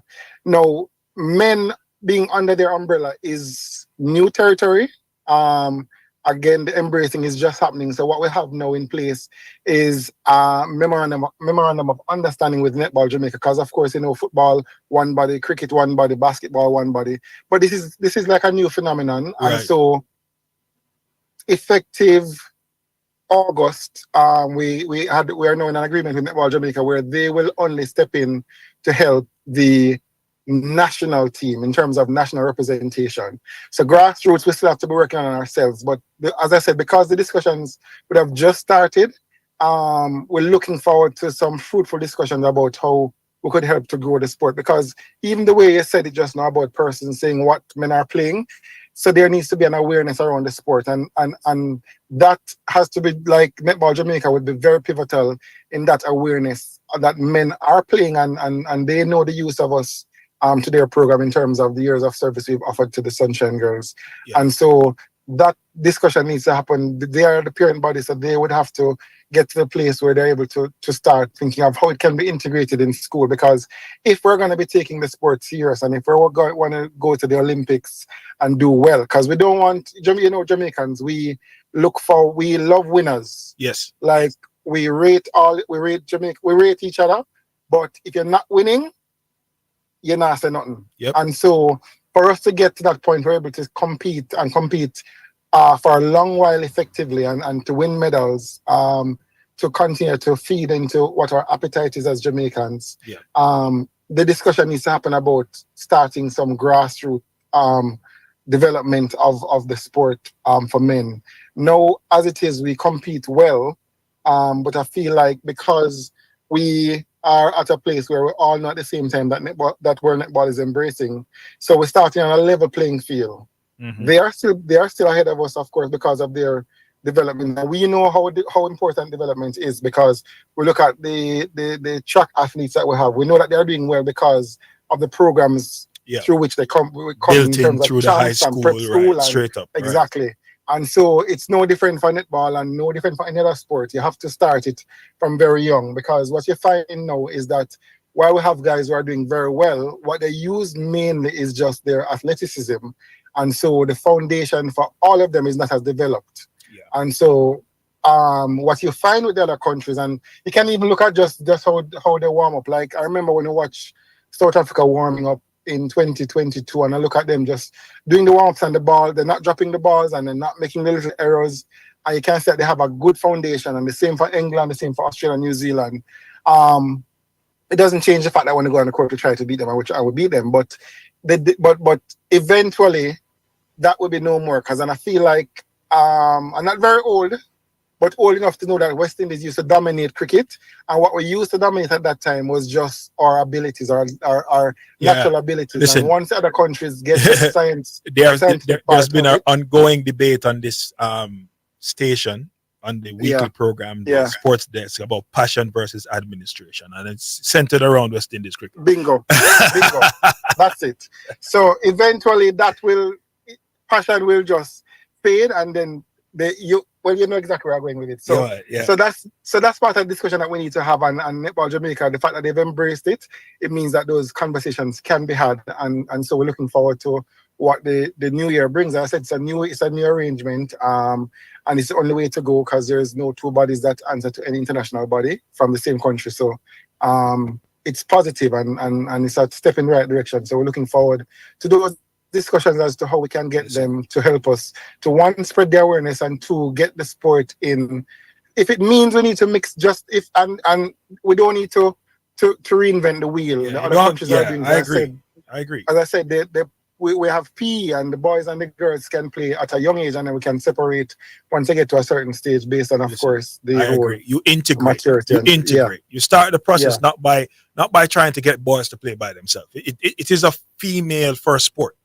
So Correct. integrate, you get boys playing just like how you'd get girls playing football. You start with integration, and then as they progress, you can deal with now the specifics around boys' involvement. But I want to make reference to something that you said in an article, that you pointed to the fact that while the sport is growing globally, the negative perception and stereotypes in Jamaica continue to be the greatest hindrance to development. I have 3 minutes. I want you to take 1 minute just to address that. I want you to also take a next minute to kind of give us a sense of where we are in terms of world rankings, if there are any. And I want you to take the last minute to make a plug for the sport, and to tell persons out there who are listening, males who might be interested, how they can get in touch with the organizers, because obviously they wouldn't have be playing in leagues that would allow you to see them. So they would have to have a way to reach you to say that I'm interested and I'd like to, learn more about this. So I give you the 3 minutes.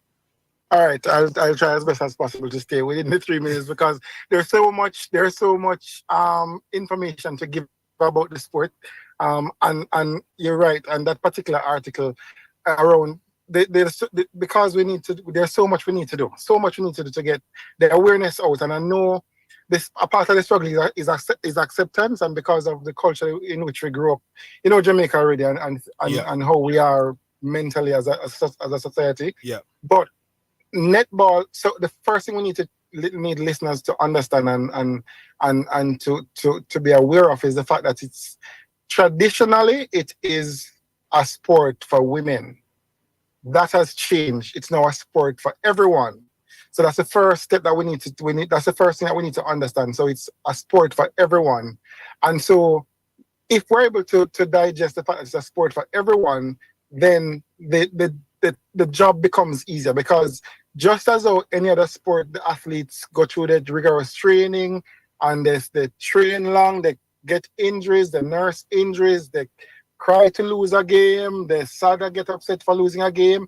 They have their issues on court, they have the issues off court, just like any other athlete. The men that plays netball goes through the same thing. They're the same human being, same people fitness, same Jamaican, same whatever nationality you are. And so it's netball for everyone. So it's around embracing and appreciating the fact that men plays netball. Yeah. And men plays netball. And there are opportunities. You guys are traveling to the UK. You guys are traveling to different countries in the world. It's a gateway to opportunities to be a part of the sport. The sport is a Commonwealth sport, but it's becoming more global in its nature. Yep. The United States of America were in the competition that you played in, correct? So absolutely. It's an opportunity. We are an athletic people. There are a lot of persons with jumping ability and movement ability and eye for different things. So listen, I'm jumping on the wagon, and I'm saying to people, listen. Let's put aside the stereotypes. The same stereotypes that started with women in football.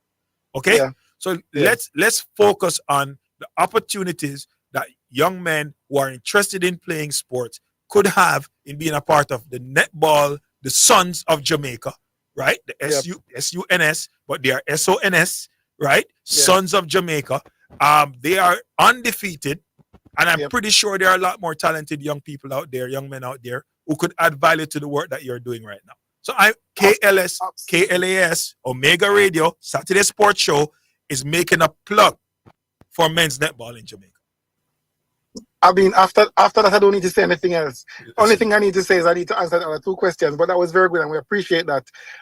In terms of getting involved, and not just players, we want sponsors to get involved as well, because a big part of the challenge that we have, as you said, the challenge is one to get people to play the sport because of the stereotypes and thing, and then that stereotype also affects persons' willingness to sponsor as well.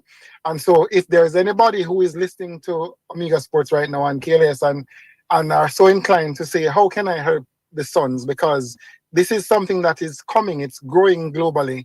And if you are interested in helping the Suns, and of course, for now, or the easiest way of contact is through our social media page or our Instagram page at the MNAJ.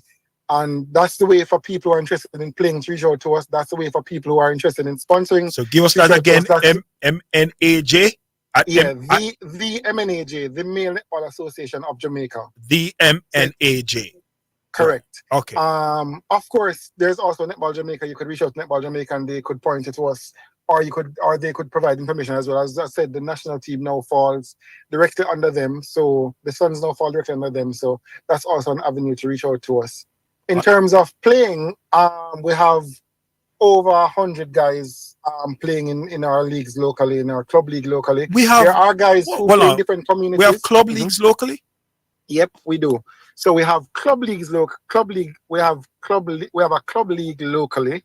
And I say we have about 100 guys participating in that league. There are some teams in different parishes that, because it's focused on Kingston primarily, you find that only the people who are willing to take that long trip up to Kingston from like St. Anne or St. James or Mandeville would come up to be a part of those teams that are playing in Kingston, because that's where our focus is at the moment. Not deliberately, but just because of what is presented to us at this time. Wow. In terms of resources. So we do have that league.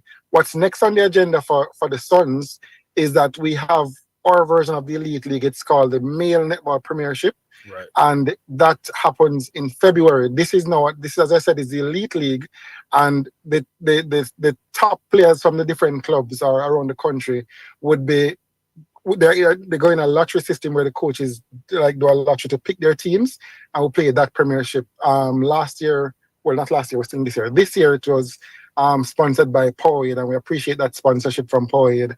And so we're hoping that next year, having gone to the tournament again this year, and because we're looking at development and growth for the Sunshine Girls, we have to look at tough matches outside of the region. So we have to go to England, Australia, New Zealand, and the money enough. So if you look at the world rankings, you find that the Sunshine Girls, in terms of matches played, we're lower than everybody else in the top 10 in terms of amount of games played, because we're not able to travel often to play. So you said the Suns. Where are the Suns ranked? So I'll get to that shortly. So what we find now is that the Sunshine Girls are way ahead of the region. Trinidad, Barbados, in the last Commonwealth Games, we're beating those countries by a lot of goals and those things. So what we want to develop locally, what we're thinking of doing is, and we have already started discussions, is thinking of inviting some of the top players from the other countries in the region to be a part of our premiership for next year. I'm going to have to get you back. There's a lot more to discuss. I have to run over to Caymanas Park. This was a wonderful start to the process. We'll be in touch. There will be more discussions. All right. Thank you, Sean Murdoch. Absolutely. Thank you, the Sons of the Soil. Thank you for representing Jamaica well. Blessings. We run over to Caymanas Park. Sure.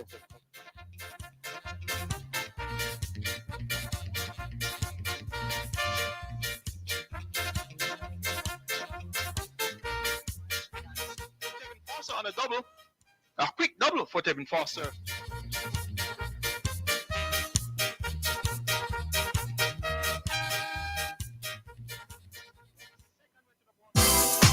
For financial news and the latest developments in the business community and economy, Financially Speaking is the top choice.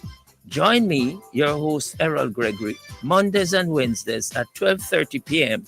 as we look at current economic issues, provide small business tips, and help you to build your business and portfolio. That's Financially Speaking, sponsored by Jamaica Stock Exchange, JSE Online Trading.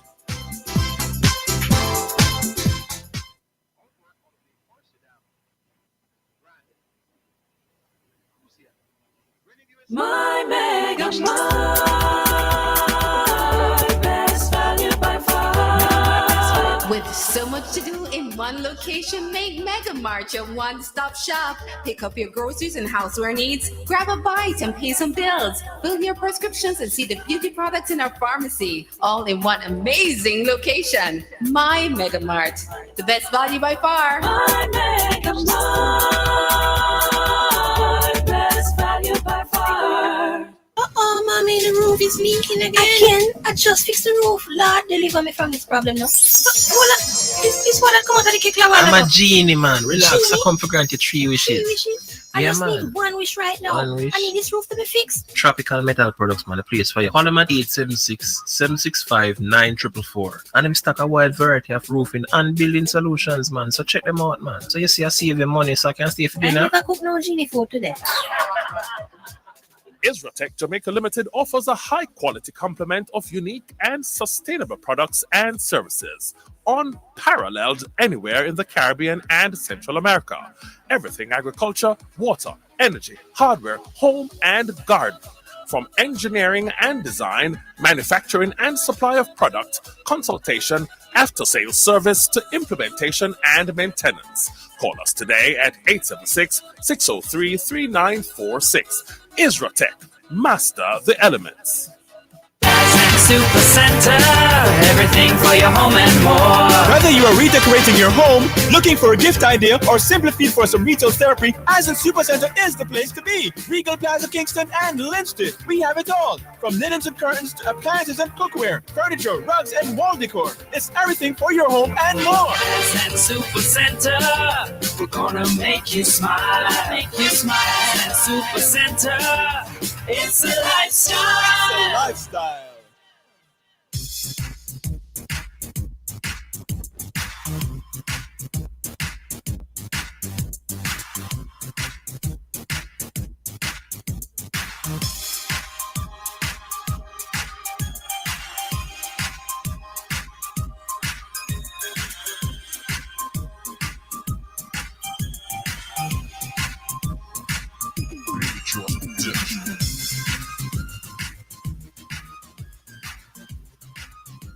Welcome back to Omega Radio Saturday Sports Show. This is the voice of Preacher. That was a wonderful interview with Mr. Sean Murdoch. He's the head coach of the Jamaica men's national netball team. They go by the name the Suns.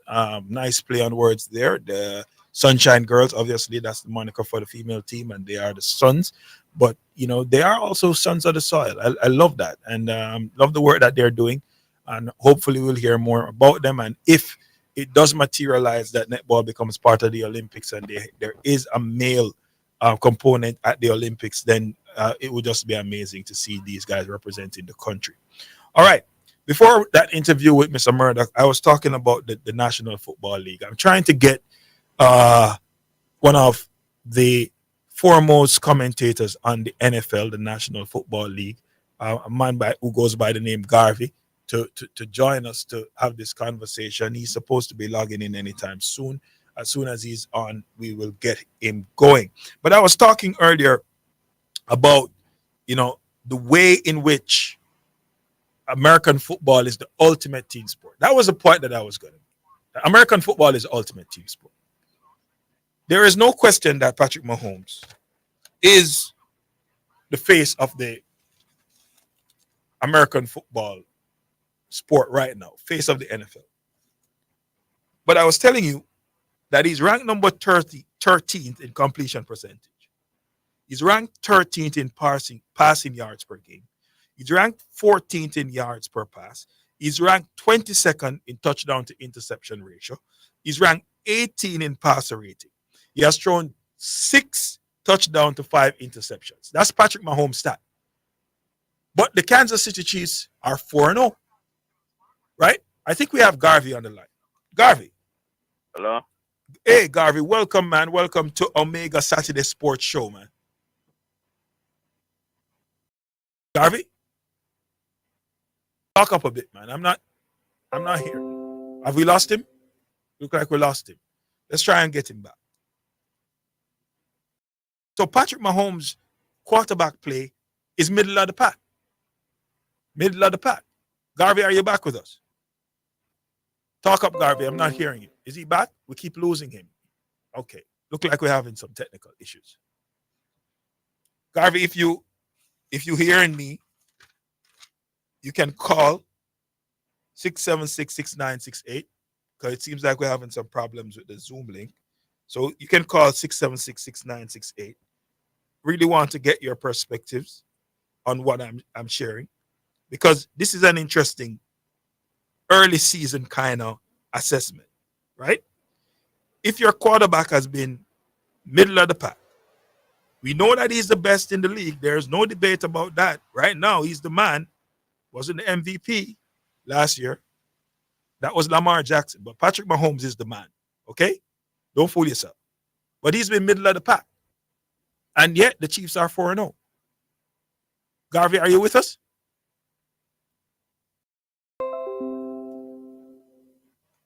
Talk up, Garvey. I think you're on the line now. Do we have him? I'm not hearing him. I'm not sure what the issue is. It goes to show that there's much more to Kansas City than a star quarterback. We know the quarterback position is the most critical position on the offensive side of the football. But when you think about the Kansas City Chiefs, last year they were the second-ranked defense in the NFL. This season, they have their defense has picked up from where they left off. They haven't dropped. They haven't skipped a beat. Right? So their star quarterback is not playing his best. They're 4-0. They've had injuries to their starting running back, Pacheco.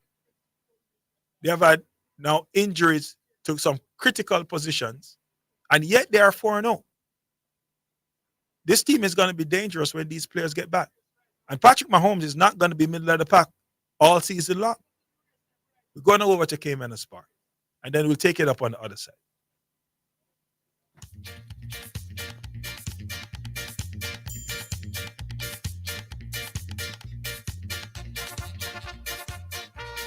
Welcome back to Kevin Spark. We're here for race number 5. It's the EROS 1994 and 1995 Gold Cup winner. We have a lineup. Here's Brandon O'Neill with the call. They're off. Here's Todd. Mr. Senator just misses it, racing at the back early as the field charged toward the 6. As expected, Benson takes the lead, attacked early by Legit Boss. That's the speed in the race as they go rushing past the 6. A gap of 5:06 to Wayne's Princess on the outside of Huntsman, reserved after fractions. California Gold races out wide of She's a Mirage. Forming a threesome and running the rail, they lead the 5, and Mr. Senator yet to recover. Down the back stretch they go. They're about to exit it and arrive at the half-mile marker, and Benson and Legit Boss continue to hook up on that lead. They're eye to eye as they charge away now toward the 7:16. Benson possibly by the flare of a nostril. Legit Boss now moves through, and Legit Boss gets the lead from Benson.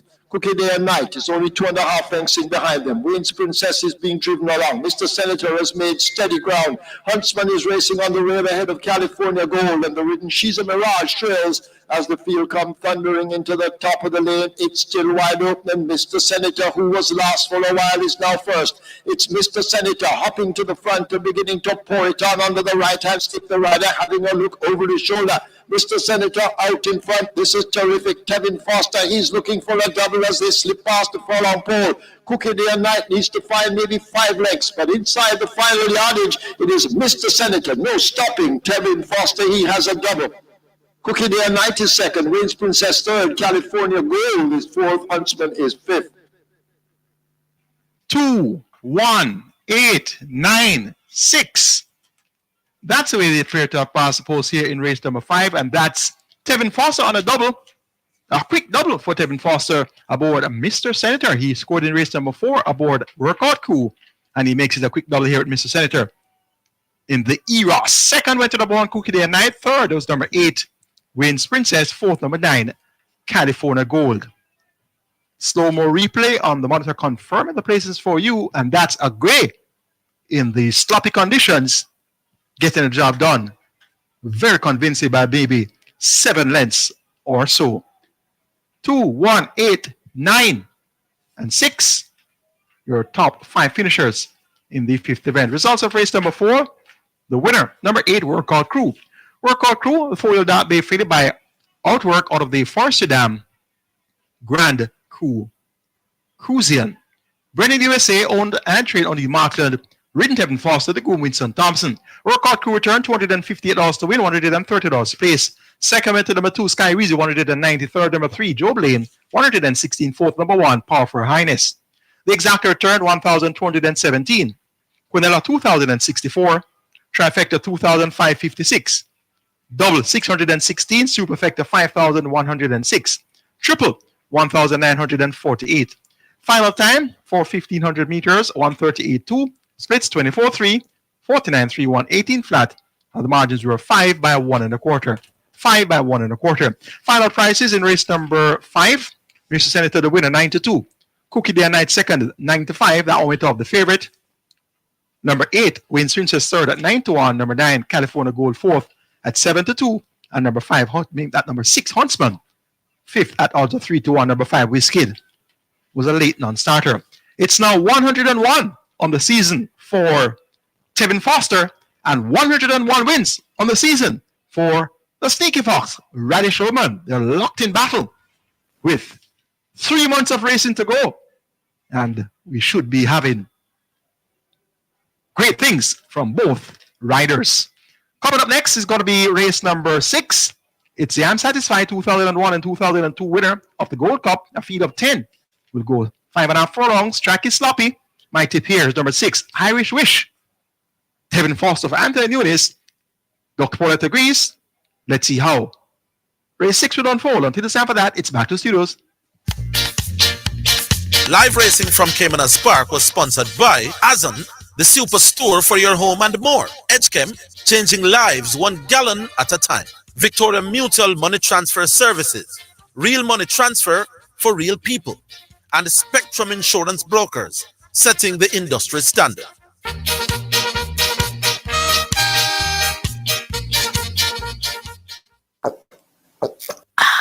So refreshing. What's so refreshing, Sonia? The water is refreshing. Try it now. Where you get that from? Not clean manufacturing water. So refreshing. Me like it. Clean water. Located at 20 Syndham Commercial, Old Harbour, Spanish Town, St. Catherine. Telephone number 876-335-0448 or 876-648-7192 or email cleanconcept@gmail.com. My Mega Mart, best value by far.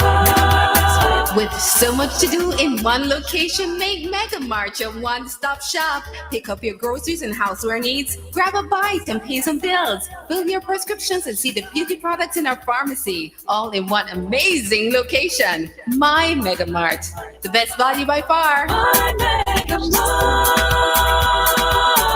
best value by far.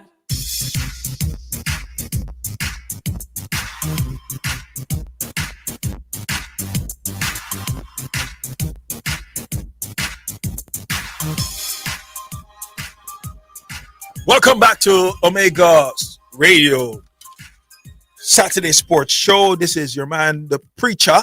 Yeah, I have Garvey on the line. Tell me I have Garvey on the line. Garvey, are you there? Hello? Are you there, Garvey? I heard that I had him online. I'm not sure what's happening. He said he was on the line. So please, we're having some technical issues. I don't know what the issue is. Really want to get Garvey in on this. But with all the stats that I've given you about Patrick Mahomes and him being middle of the pack so far after 4 games, Garvey, yeah, I'm hearing you now. Are you hearing me? Hello. Beautiful. Garvey, you're with me. Yeah, wonderful. I'm hearing you. Are you hearing me? Are you hearing me? Oh, no. Man. Having some serious technical issues. Not sure what the problem is, but the Kansas City Chiefs, the line is open, Garvey, and I heard you earlier, but I'm not sure what's happening. You're not hearing me. That's not good. If you can, call me Call the show 676-696969. And we'll take it from there. Yeah. Hello? Hello? Beautiful. Garvey, are you hearing me now? Not hearing anybody. He's not hearing me. I'm not sure what's going on. I'm hearing him, but he's not hearing me. Okay? That's not good. That's not good. I'm calling you, Preacher. Yeah, I'm Can I hearing hear you. You hearing me now? Oh man. All right. You know what? Can you call him? Can I give you his number and you reach to him? Because this is gonna really put a damper on this conversation that I really wanted to have today. All right, no problem. All right. We lose Garvey. We're gonna have a set with Garvey the next time we're on. All right. Let me just try and sort this out, this little issue.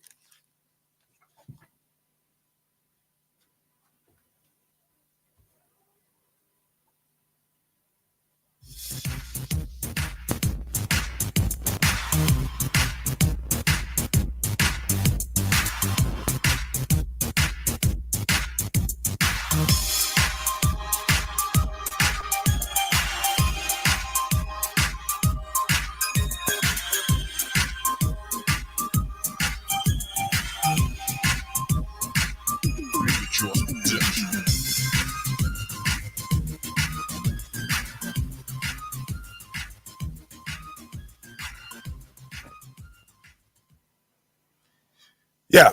So we're trying to sort that out. But the Chiefs definitely are still on the way to doing what has never been done. They're dangerous. They're a dangerous team. Outside of that, the league is off to an exciting start. That's the nature of the NFL. There's nothing boring about the NFL if you understand the sport. If you become a student of the game, if you learn to appreciate the rules, if you understand what the game is about, there's nothing boring about the NFL. And the season has gotten off to a very interesting and exciting start. Now, there are some teams in the NFL that are perennial contenders, right? Garvey, here we have Garvey now. Yes, Preacher, I'm hearing you. Can you hear me? Yes, sir. I'm hearing you loud and clear. It's a joy to have you. Pulled out all the stops, man. Pulled out all the stops. We're talking about the NFL. We're in week 5 of the NFL season. Yeah. And I was just saying, it's living up to its billing. The NFL is always an exciting sport. Once you learn the game, once you understand the game, it's exciting. Tomorrow, the Vikings put their undefeated record on the line against the Jets in London. I was making the point earlier that Sam Darnold, he was at the Jets, went to Carolina. Last year was a backup at San Francisco, but he looks at home now in Minnesota. How are you seeing this game going? The Minnesota versus the Jets, the Vikings versus the Jets. Okay. All right, first let me congratulate you, Preacher. I like the song. Oh man, I'm getting a reverberation in the line though. Wow. I'm not sure what's happening, but we hear. I'm hearing everything I'm saying. I'm hearing you loud and clear from this side. All right, let me see if I can block this out. This is hard to do. Anyway, this game here, as you're talking about, it's interesting that how much coaching plays a role in the NFL because he was with 2 organizations. Basically, looked like he didn't belong in the league. And now he's in Minnesota, is leading the league in touchdown passes. So, I mean, 11 definitely have to give kudos 11 to the coaching touchdowns staff. to 4 interceptions, man. That he's on an MVP trajectory. Early season. Yes, he is. Has some nice weapons, though. He has some very good weapons up there, but he's playing well. Yeah. The Jets, though. The Jets is like the most Jekyll and Hyde team in the NFL so far. Yes. I mean, from one game, they look like they're legitimate AFC contenders 2 weeks ago. And then last week, they basically laid an egg. Yeah. They played against a tough defense. The Denver really Broncos defense is a tough defense. Fair enough. But what I'm concerned about the Jets with is the disconnect between the head coach and the QB. I mean, you cannot like what you see what's going on there. You know what I mean? True. So I'm wondering if because this is the exact reason why I said the Jets would barely miss the playoffs, because I did not like the energy of the connection between Aaron and Robert. I didn't like it. Yeah. So even though they're a very talented team, I think there is some underlying tension there between the QB and the coach. Even this week, for example, Robert Saleh was saying they had 5 false start penalties last week. Mm-hmm. And in his press conference, he was alluding to the fact that maybe it was Aaron's cadence that was affecting the offensive lineman. And Aaron didn't take too kindly to that. He basically rebutted Robert in his thing. So, I mean, you see, and then the week before, there was an incident where they were the coach was trying to hug him on the sideline and he pushed them away. So, yeah, they played it off in the press conference. Like that, it makes you wonder. Yeah, they played that off in the press conference afterwards, try to make fun of it, say there was nothing into it. But Aaron Rodgers is a polarizing figure. He's a strange guy. Yeah, and you take it from me, who's a Packer fan, Aaron Rodgers fan. Aaron Rodgers is a unique personality, and it takes a lot to deal with his kind of personality. Obviously, it does. Saleh is a defensive-minded coach. He's coming from that San Francisco 49ers space where he was a defensive coordinator, supported the big defensive setup over there. Now he's the head coach here. Probably Aaron Rodgers doesn't think Saleh is an offensive mind and can talk to him about how the offense should flow. I don't put that past Aaron Rodgers because he thinks he's the brightest bulb in the room, if you understand what I mean. So that's one of the issues that the Jets will have to work through, the personality of Aaron Rodgers versus the player Aaron Rodgers, who is very good when he's good, but his personality can really, take away from all of that.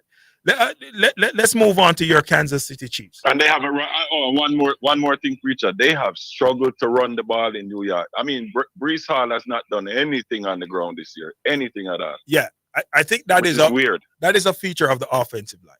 I think the offensive line has not, their run blocking has not really lived up to the bidding. They were looking better last year with a lesser quarterback, because they were obviously more dependent on the run.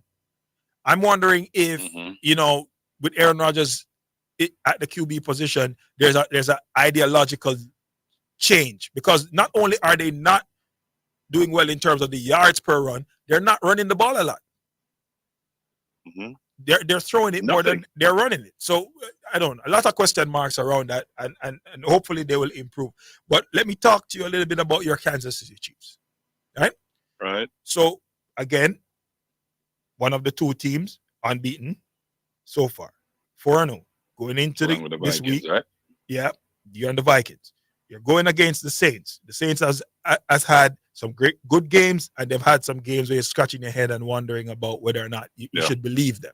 Yeah. But your Chiefs, with the man, Mahomes, he's the face of the league, best quarterback in the league. Nobody should even argue that. But he has been average to start. Right. 68% completion percentage, 226 yards. Which is good. Yeah, good, but ranked 13th in the league. 13th in the league in yards per game. 14th in the league in yards per pass, 7.5 yards per pass. Yeah. Touchdown to interception ratio probably is the one that is an outlier in terms of his career, because he has 6 touchdowns to 5 interceptions. Right. Patrick Mahomes is right behind Aaron Rodgers in his career in terms of touchdown to interception ratio. So this is an outlier. Right? Yeah. And then obviously, I mean, his passer rating would be affected by those interceptions. So he's ranked 18th. Yeah, it's very low. But you're 4-0.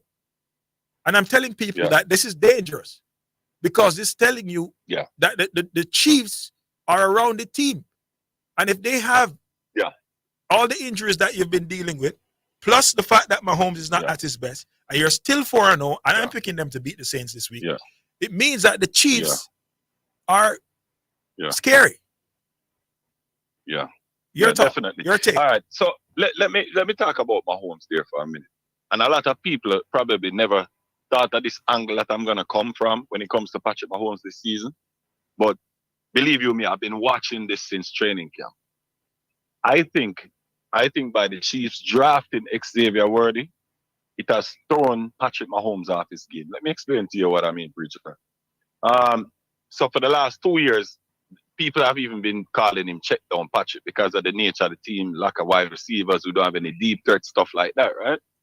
So they drafted Xavier Worthy this year in the first round. And then the whole story coming out of training camp this year was that the long ball was back in Kansas City. You feel me? Yeah. So even the very first, let me tell you what happened on the very first play of the Chiefs' very first preseason games.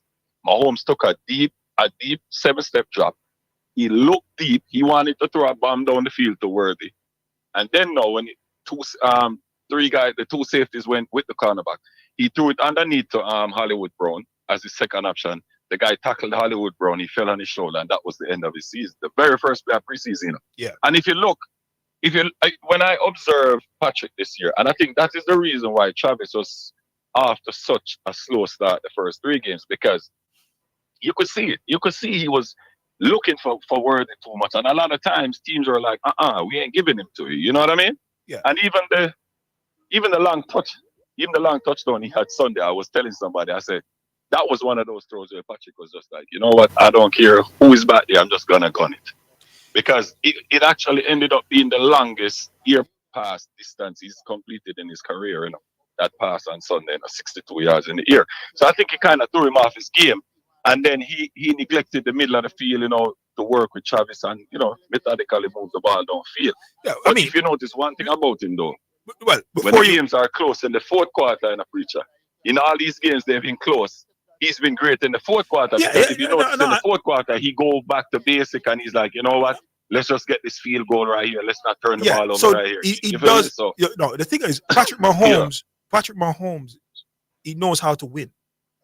Winning in sports. Yeah, he knows how to win. Winning in sports is a habit, right?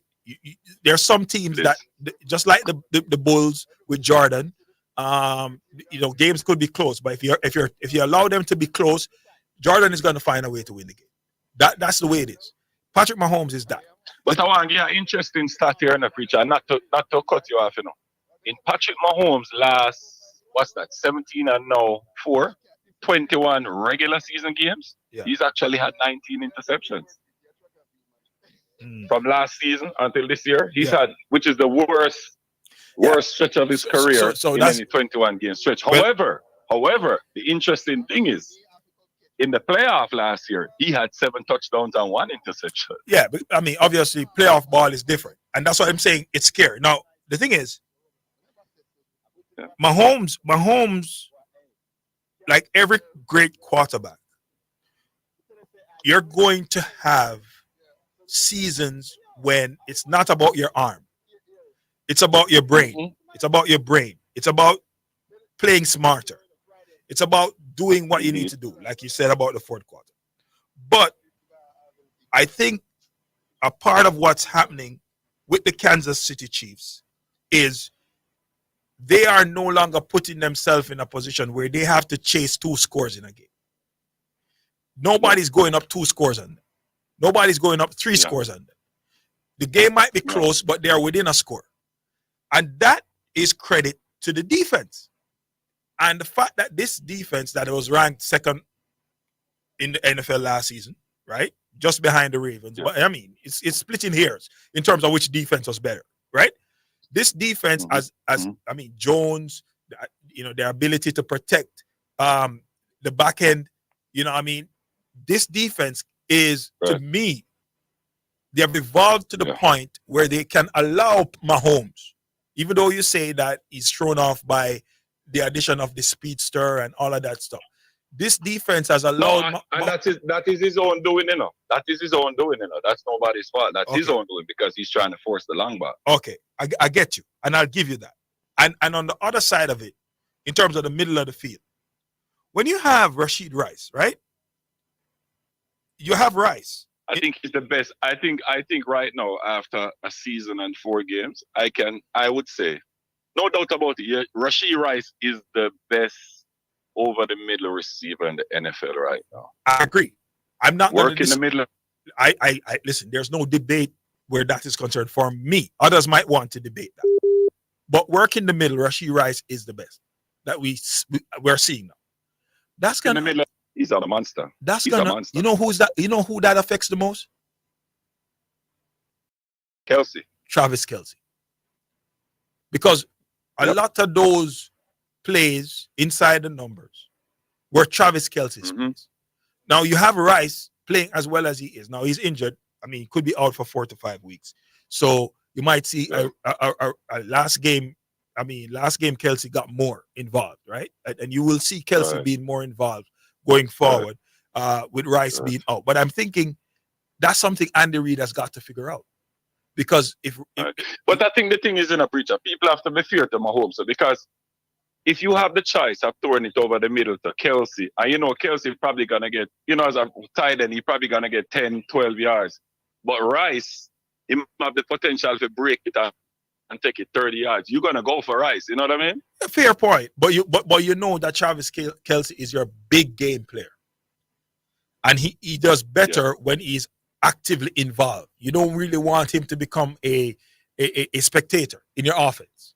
Yeah, you want touches. I think the more concerning thing for them is the red zone. In the red zone is where Travis needs to come through more, though. Fair point.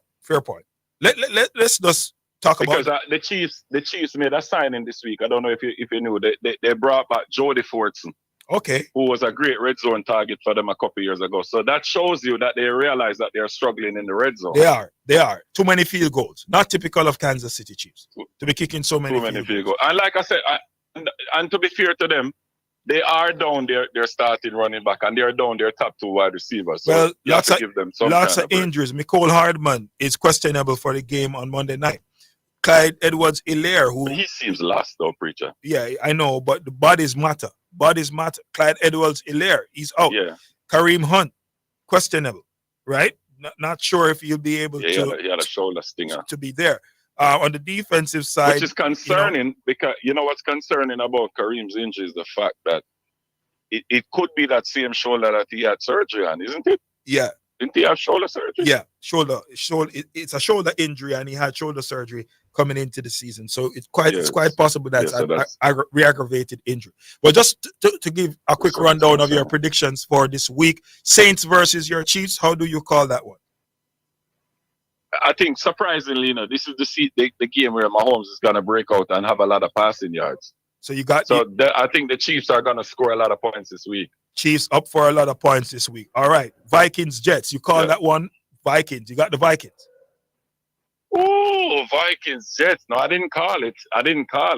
Can the Vikings go to 5-0? Well, they're going. They're playing. Fall to 2-3. They're playing in London. The Jets are not able to run the ball. The Vikings defense is stifling, but the Vikings can run that football, even though the Jets defense is holding up on their end. They're great against the run. Yeah. I'm gonna go for the Jets in that game and take the upset, preacher. All right, we got the Jets. I think they're a desperate team and they'll be coming hard. Jets over the Vikings. What about the Chicago Bears versus the Panthers? One of those rubber games, really. Where is that game? I think the home team are the Bears. Oh, well, definitely, I would have to take the Bears. I think Caleb is definitely showing signs of coming around. Definitely. I think the Bears defense will keep them in every game. Oh yeah, they're legit. And so I don't in a game like this, I can see why anybody would pick the Bears. The Commanders versus the Browns. That the Commanders' young quarterback has been making a name for himself. Not exciting in terms of the touchdown and numbers. He only has a few touchdowns, but he has been showing maturity early, and that's a good sign. So Commanders versus Browns. He had no touchdown passes his first 2 games, but last couple of games he's had a couple each game, right? 3 touchdowns in one and a couple in another. If my memory serves me well. Some rushing touchdowns in that too. But his accuracy has been ridiculous. Yeah, man, he is. That game though, I mean, Deshaun looks shot. I mean, his shoulder looks shot. I mean, Kareem Hunt being out. I mean, the Commanders are playing real good football right now. You have to pick the Commanders, Yeah, I think it's in Washington as well, so Commanders is a good pick. Patriots versus the Dolphins. This is a divisional game. The Dolphins look horrible. No quarterback. Can't get the ball to their speedsters. Oh, my word. The Patriots, my word. They have a defense, but nothing else. I was just going to say, can anybody complete a 10-yard pass in this game? It's got to be crazy. I think the first team that completes it. I think this is the time for Drake made. I know.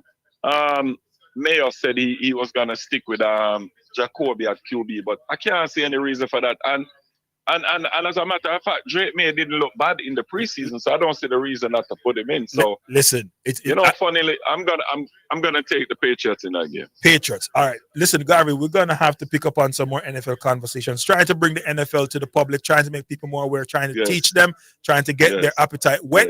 But we're going to have to run over to the Costa Cup. Thank you so much for joining. Man. It Great, was man. good, Keep man. it up, man. Man. Good job. All right, man. Much love. All right. Job. That was it Man. for our show today. It's Omega Saturday Sports Show. Thank you very much for joining. This is the voice of Preacher. Stick and stay with us. I won't be in studio next week, but give Yashima some love. And we shoot over to our guys who will be carrying the game right now between Glenmuir versus Old Harbour in the Costa Cup. Have a wonderful Saturday, everyone.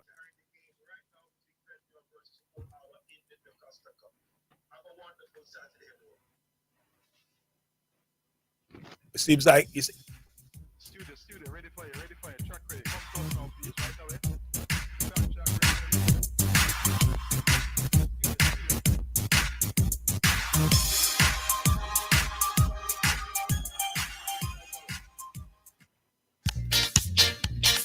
It's now time for live racing from Caymanas Park, sponsored by Azon, the superstore for your home and more. Edgechem, changing lives 1 gallon at a time. Victoria Mutual Money Transfer Services, real money transfer for real people. And Spectrum Insurance Brokers, setting the industry standard.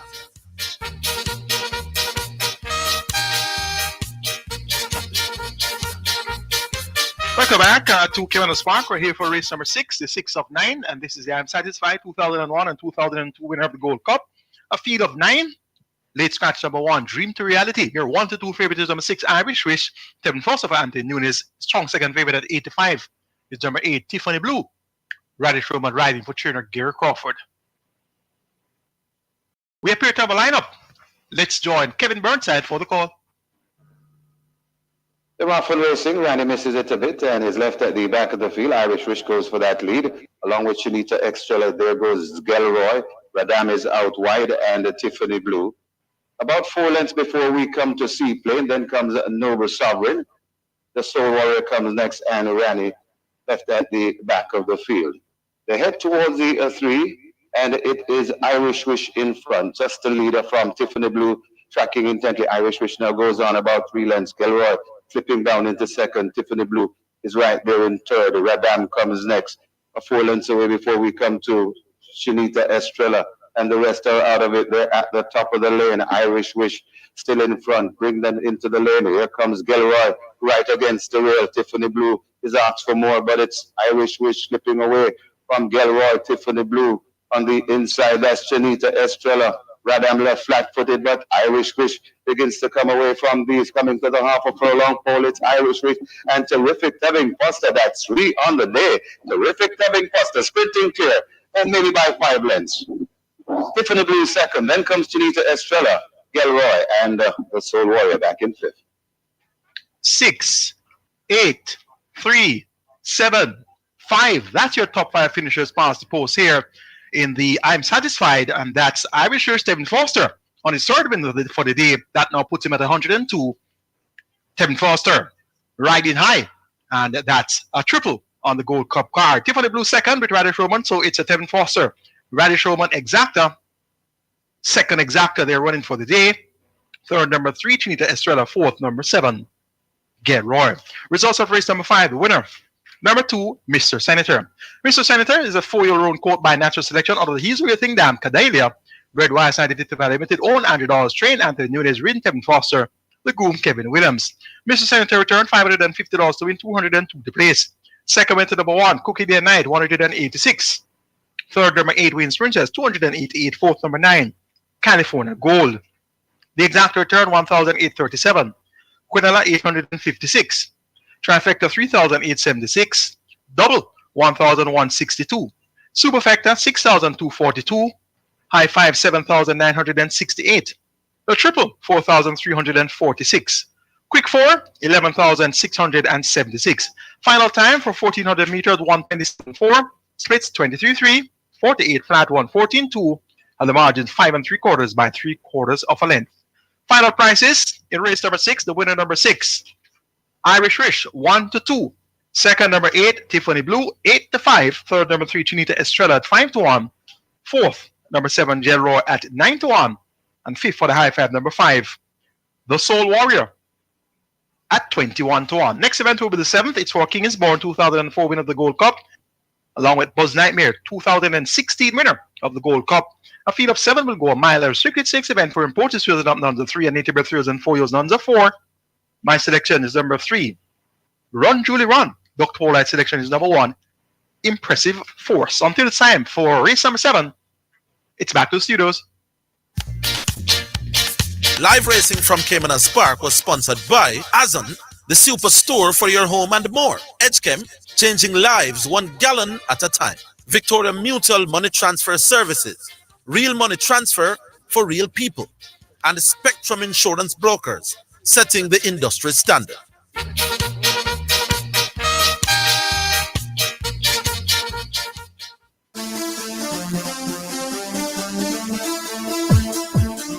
Live coverage of the Issa Da Costa Cup football is sponsored by Access to Information, Right to Know, Power to Change, Western Sports, the sports people, Tax Admin Jamaica, working together to serve you better. Kendall, just give me Kendall. Setamal, get back to the better you. And Manchester Core Credit Union, where service exceeds expectation.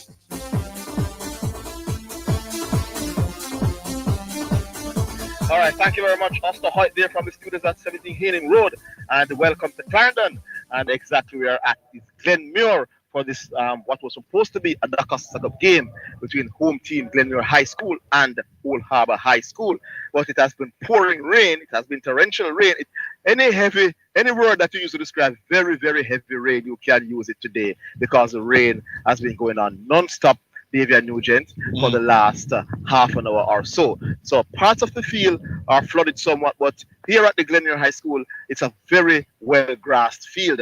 So I'm not sure if I can call end to it yet, saying it's too much, because we are only seeing water areas right to where we're at here, but in the middle of the park and other areas of the field, I think it's good enough, because I've seen worse fields being utilized to play football games in Manning and the Costa Cup. So we're not calling it yet, but if the rain continues for much longer, I doubt we will have a football game this afternoon, Mr. Davian Nugent. Yeah, I mean, I think if we're at any other field, bar maybe the National Stadium or the Ashenheim Stadium East, I think we'd have had to call it already. As you said, this is a very, very well-grassed field. As you mentioned before we came on, when you walked on the field, it felt soft, almost as if you're walking on clouds. So lots of grass on this field, and its potential to absorb the water, it looks very good. But it's been a lot of rain. Even if you look at the training facilities or the training field to our right, it's absolutely flooded right now. But as you said, can't call it yet, but it's getting there. Yeah, the problem here in front of us, listeners, is the water that is running from the slight hill behind us. Yeah, from the school compound. From the school's compound, it's running onto the field. So that's the reason why we're having a flood area here. So I'm telling you, I'm impressed with how they have taken care of this surface here at Glenmuir High School. It's perfect for football. It's unfortunate that we are having this weather, because I saw Old Harbour against Government said they came back from 2-0 down to win that game by 3-2. So they do have some quality, and they clearly showed in that game that they do have character as well. So it would have been interesting to see how well they would test this Glenmuir team, the team who I picked in preseason to win the competition this year. So it would have been the first time I would have gotten an opportunity to see Glenmuir play. So it's a little bit disappointing. We haven't seen referees yet because we are on the field, listeners, and probably they are in the dressing room. So we haven't seen them yet to do any checks or anything of the sort. So I'm not even sure if they are here yet. But both teams are here. Some of the assistant coaches are under the bench for Glenmuir. The teams are back in the dressing room, and they warmed up already. We have passed the 3:30 start, but we haven't seen referee to hear what is going to happen or what the plan is. One of the good things is that we haven't seen a lot of lightning around. That's one of the deterrents that could prevent the game from being played. But I think personally, if the rain should end now, then we could have a football game. Yeah, I think we're getting to the point where the rain is going to end, Zidane. I mean, it's gotten a lot lighter than it was 15 minutes ago. You mentioned the lightning. We had a little bit of lightning, and as I said, that the lightning, we just had some. But one of the things when you're judging I said I did the sciences. When the lightning, you see the lightning and you hear the thunder, it indicates how close or how far away that the rainstorms are. And what has been happening is that it's getting the in between the lightning flashes and the thunder is getting closer and closer. That indicates that the rain is getting closer and closer to us. And at this point, I think the rain is actually, or the majority of the rain is actually past us now. So I'm hoping that that is the case and that it will ease up and we'll get some football sometime today. Because as you said, I want to see this Glenmuir team. I spoke to a couple of the guys before the rain started, and they're very confident, as you said, not only about winning this match and topping this group, but also going all the way. Yes, I'm seeing vehicles still driving into the venue here on the school compound. So perhaps we haven't gotten a word yet, because I'm sure if it had been suggested by the referee that it's going to be problematic to have a game, then the security personnel is still at the entrance gate there as well. So perhaps we're still on the cards to have a football game. Definitely not 3:30 though. Probably 4 o'clock. Definitely not 3:30. And I tell you, if the rain ends again, listeners, because the downpour was very, very heavy, it's no longer the case. It's coming back a slightly down if you know, but it's the torrential part of the rain has gone somewhat for now. So let's see. But for the meantime, we're in terms of the stats, that's imminent right now. Yeah. So we leave you with the word that it's still in the balance as to whether the game will go on or not. Not has been called off yet, but we're not sure if the game will go on in any case either. So we throw back to the studios, and we probably can come back maybe in the next 15 minutes time or so to give you another update.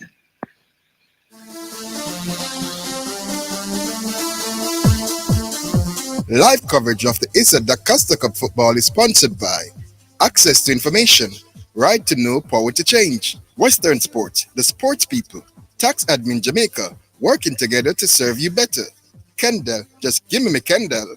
Setamal, get back to the better you. And Manchester Co-op Credit Union, where service exceeds expectation.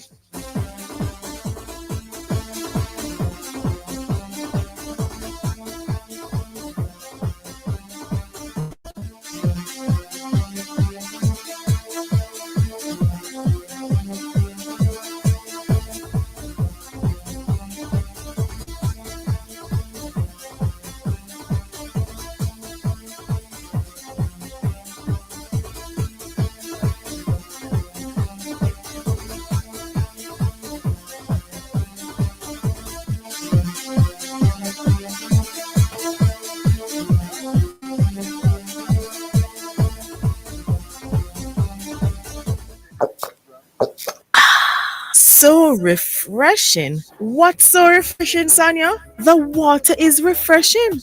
Try it now. Where you get that from? Not clean manufacturing water. So refreshing. Me like it. Clean water. Located at 20 Syndham Commercial, Old Harbour, Spanish Town, St. Catherine. Telephone number 876-335-0448 or 876-648-7192. Or email cleanconcept@gmail.com. The Jamaica Anti-Doping Commission JADCO needs your help to eliminate doping and keep sport clean. If you have concerns about any doping activity, you can share the information with JADCO anonymously. The information you share will be treated with the highest level of confidentiality. Make the right call if you see something, say something. Protect clean sport, protect our legacy. To report doping activity, call 888-429-5232 or visit the JADCO website at jadco.gov.jn. A message from the Jamaica Anti-Doping Commission. It hurts if you don't check earth. Be excellent customer service. Our staff is knowledgeable and trustworthy. And we have a wide variety to supply society. And the price is right, yes, it's worth it. The solution to your auto parts needs to one-stop shop. And we deliver to, so if you can't come in, just link with our WhatsApp or call and make your order. And remember, there's no other song. It hurts if you don't check earth. So there's no need to search. It hurts if you don't check earth.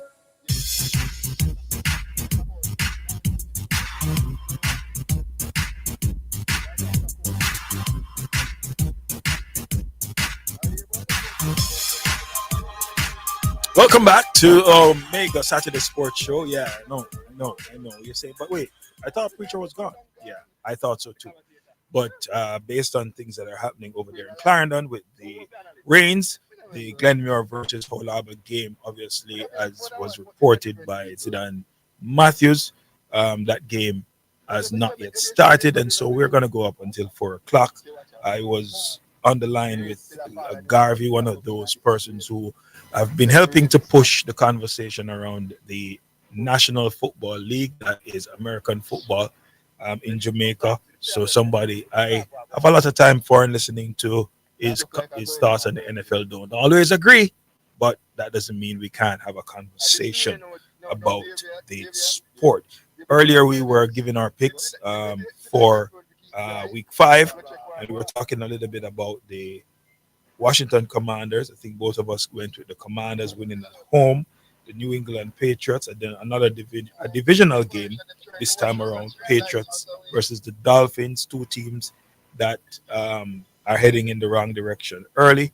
Dolphins losing their star quarterback Tua Tagovailoa because of a concussion situation. Not sure if he'll be back this season, but I mean, either way you go with this one, the Patriots probably are more fancied. I think they're playing at home. Um, the Jaguars up against the Colts. The Colts um, have been doing well with running the football. The Jaguars are hot and cold. I think I'm going to go with the Colts for this one.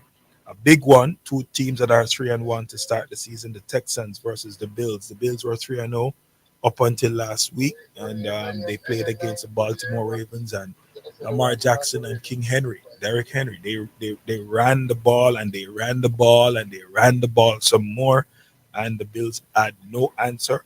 Texans versus the Bills. This one should be an exciting one. They should be playing in Houston, I believe, and tough one to call, but I'm going to give the Texans the edge in this one.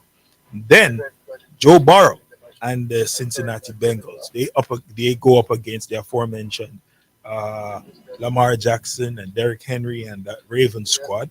The Bengals are off to a very, very slow start. Not surprising. They tend to get off to slow starts. To be honest, they're 1-3 to start the season. Ravens are 2-2, won their last two games, beating the Cowboys and then beating the Bills. This one should be an interesting one. This game, it's a tough call, but I'm going to go with Baltimore winning this one. Bengals will lose their fourth game. I have a lot of respect for Joe Burrow, but I just don't think things are clicking right now for Cincinnati Bengals. Another divisional game, the Broncos versus the Raiders. The Broncos got a win over the Jets last week. This Broncos defense is a tough defense. They make it hard for you to move the ball. Raiders are not so exciting, not so promising on the offensive side. Devontae Adams, perhaps one of the top 3 wide receivers still in the league. He's wanted out. Not much in terms of the quarterback play, to be honest. Um, yeah, tough one to call. Divisional game. You know what? I'm gonna go with the Raiders for a mild upset on this one. Another divisional game, San Francisco 49ers versus the Arizona Cardinals. The 49ers are 2-2, the Cardinals 1-3. This game is going to be at the Levi Stadium. San Francisco for this one. I think the 49ers will be rounding into form. The Seattle Seahawks, they go up against the New York Giants. Now the Seahawks have started the season surprisingly well. They're 3-1 to start the season. The Giants are 1-3. I don't see the Giants doing much in this game, so I'm going with Seattle Seahawks for the win. Then we have the Green Bay Packers, my Green Bay Packers, going up against the Los Angeles Rams. This game is going to be in Los Angeles at the SoFi Stadium. Jordan Love, he came back from injury last week. Had a rough start, didn't look in rhythm in the first half. Got into it in the second half. Um, had a decent game throwing the ball. Threw about three interceptions in that game last week against the undefeated Minnesota Vikings. This one should be a doozy for the Rams and the Packers. Should be an exciting one on turf. I'm going to pick my Packers. I'm not going to pick against the Green Bay Packers. Jordan Love should be back in rhythm. Still not 100%, but I think the offense should look a lot more settled. Need to cut down on the penalties, though. Too many penalties, man. Too many penalties. The Cowboys, they will travel to play against the Pittsburgh Steelers, right, at the Acrisure Stadium in Pittsburgh. The Cowboys are an anomaly. They're 2-2 to start the season. Pittsburgh is 3-1. The Pittsburgh defense is a tough defense, um, and they have been doing well. Um, I gotta give a lot of love to Mike Tomlin. I mean, this man has been doing it for about more than 10 years, and he has never had a losing season. It's amazing. So a lot of stuff going on over there in Dallas in terms of injuries and just a lot of issues with their defensive coordination. I have Pittsburgh winning this one. And then, of course, the Kansas City Chiefs versus the Saints. As I said before, the Chiefs are 4-0. Mahomes is middle of the pack in terms of his quarterback play, right? The Chiefs have a lot of injuries. The Saints have started okay. They've started okay. They're 2-2, but they've been looking okay. They blew out the Cowboys, right? In Jerry's World, that the Dallas Stadium. But when you go to Kansas City, Arrowhead, I know one of my friends, Highgate, says this is the one that the Chiefs is going to win. Highgate, I don't know. The Chiefs are hard to beat. Winning, winning is a habit. And this team, I'm not saying they're not going to lose any games, but I'm not seeing them losing against the Saints. At least not in this game. So those are the games for week number 5. For all the NFL people out there, you can also, check out Garvey's podcast. Garvey's on YouTube. You can check him out on YouTube. There are other people on YouTube who are talking about the NFL each week, so you can check them out. Learn more about the sport. You will not be disappointed. As I said, Glenmore versus Old Harbor game look like they're still having some weather problems over there. So the Manning and the Costa Cup continue to be in full swing. In terms of the Costa Cup competition, or rather the Manning Cup competition so far, the teams that have been looking the part, in Zone A, Heltham High School, they're unbeaten. Played 6, win 6, scored 30 goals, conceded none. Eltham definitely looking like they're gonna be a force to be reckoned with when you get to the business end of the Manning Cup season. Then in Zone B, Mona High, they are the defending champions. They have played 7 games. They have won 6, drawn 1, surprisingly.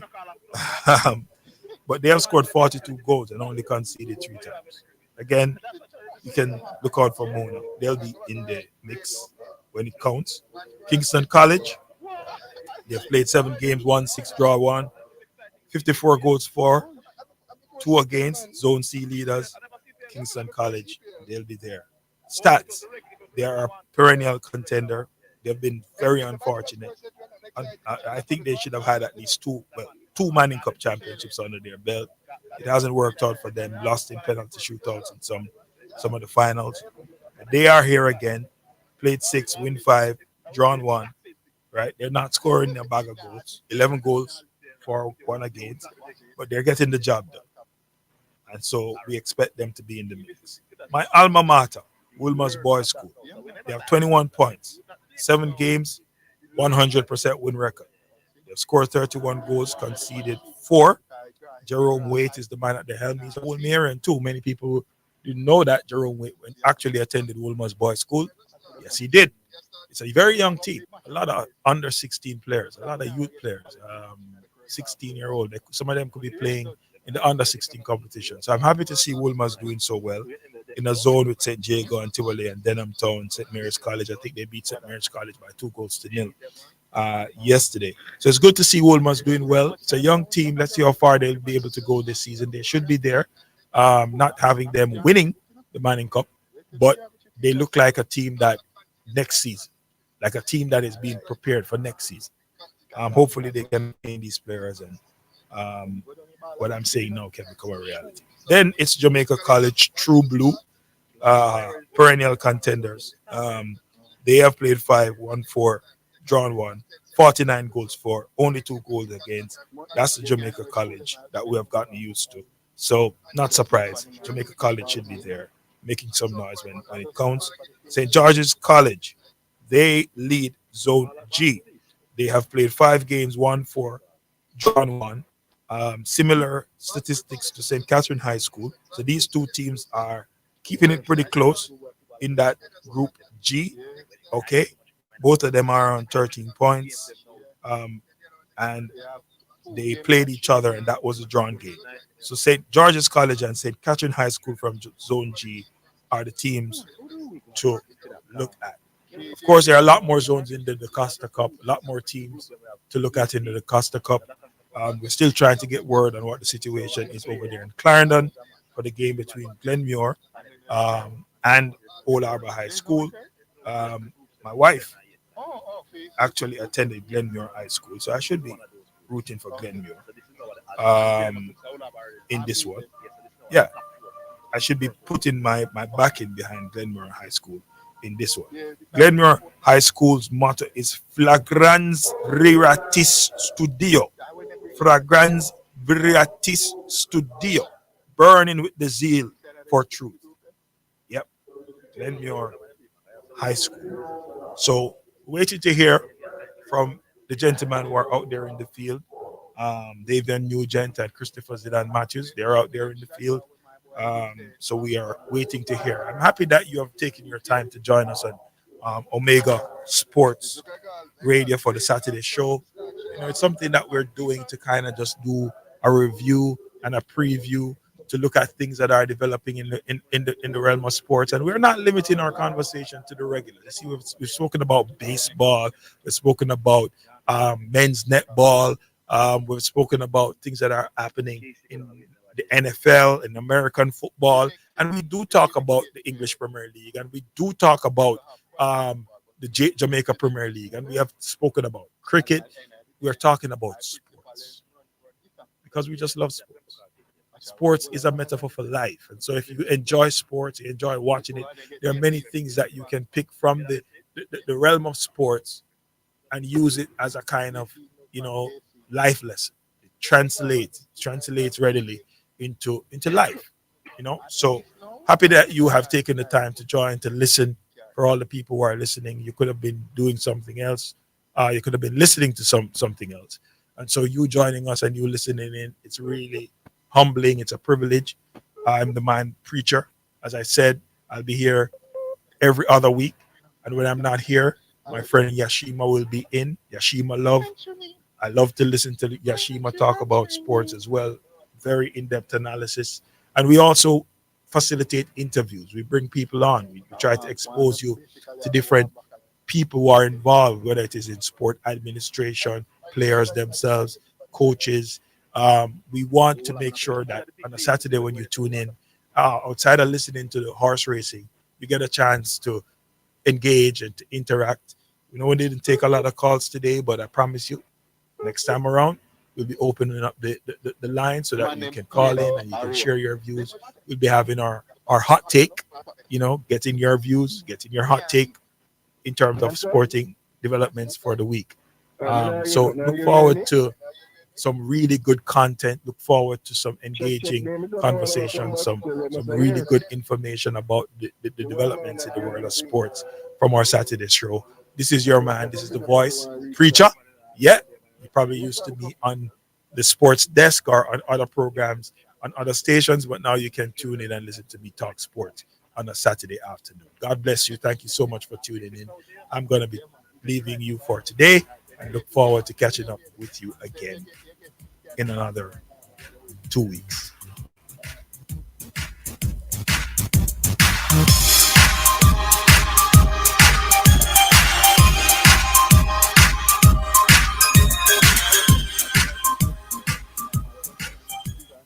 It hurts if you don't check birds. Be excellent customer service. Our staff is knowledgeable and trustworthy. And we have a wide variety to supply society. And the price is right, yes, it's worth it. The solution to your auto parts needs to one-stop shop. And we deliver to, so if you can't come in, just ring with our WhatsApp or call and make your order. And remember, there's no other. So it hurts if you don't check birds. So there's no need to search. It hurts if you don't check birds. For financial news and the latest developments in the business community and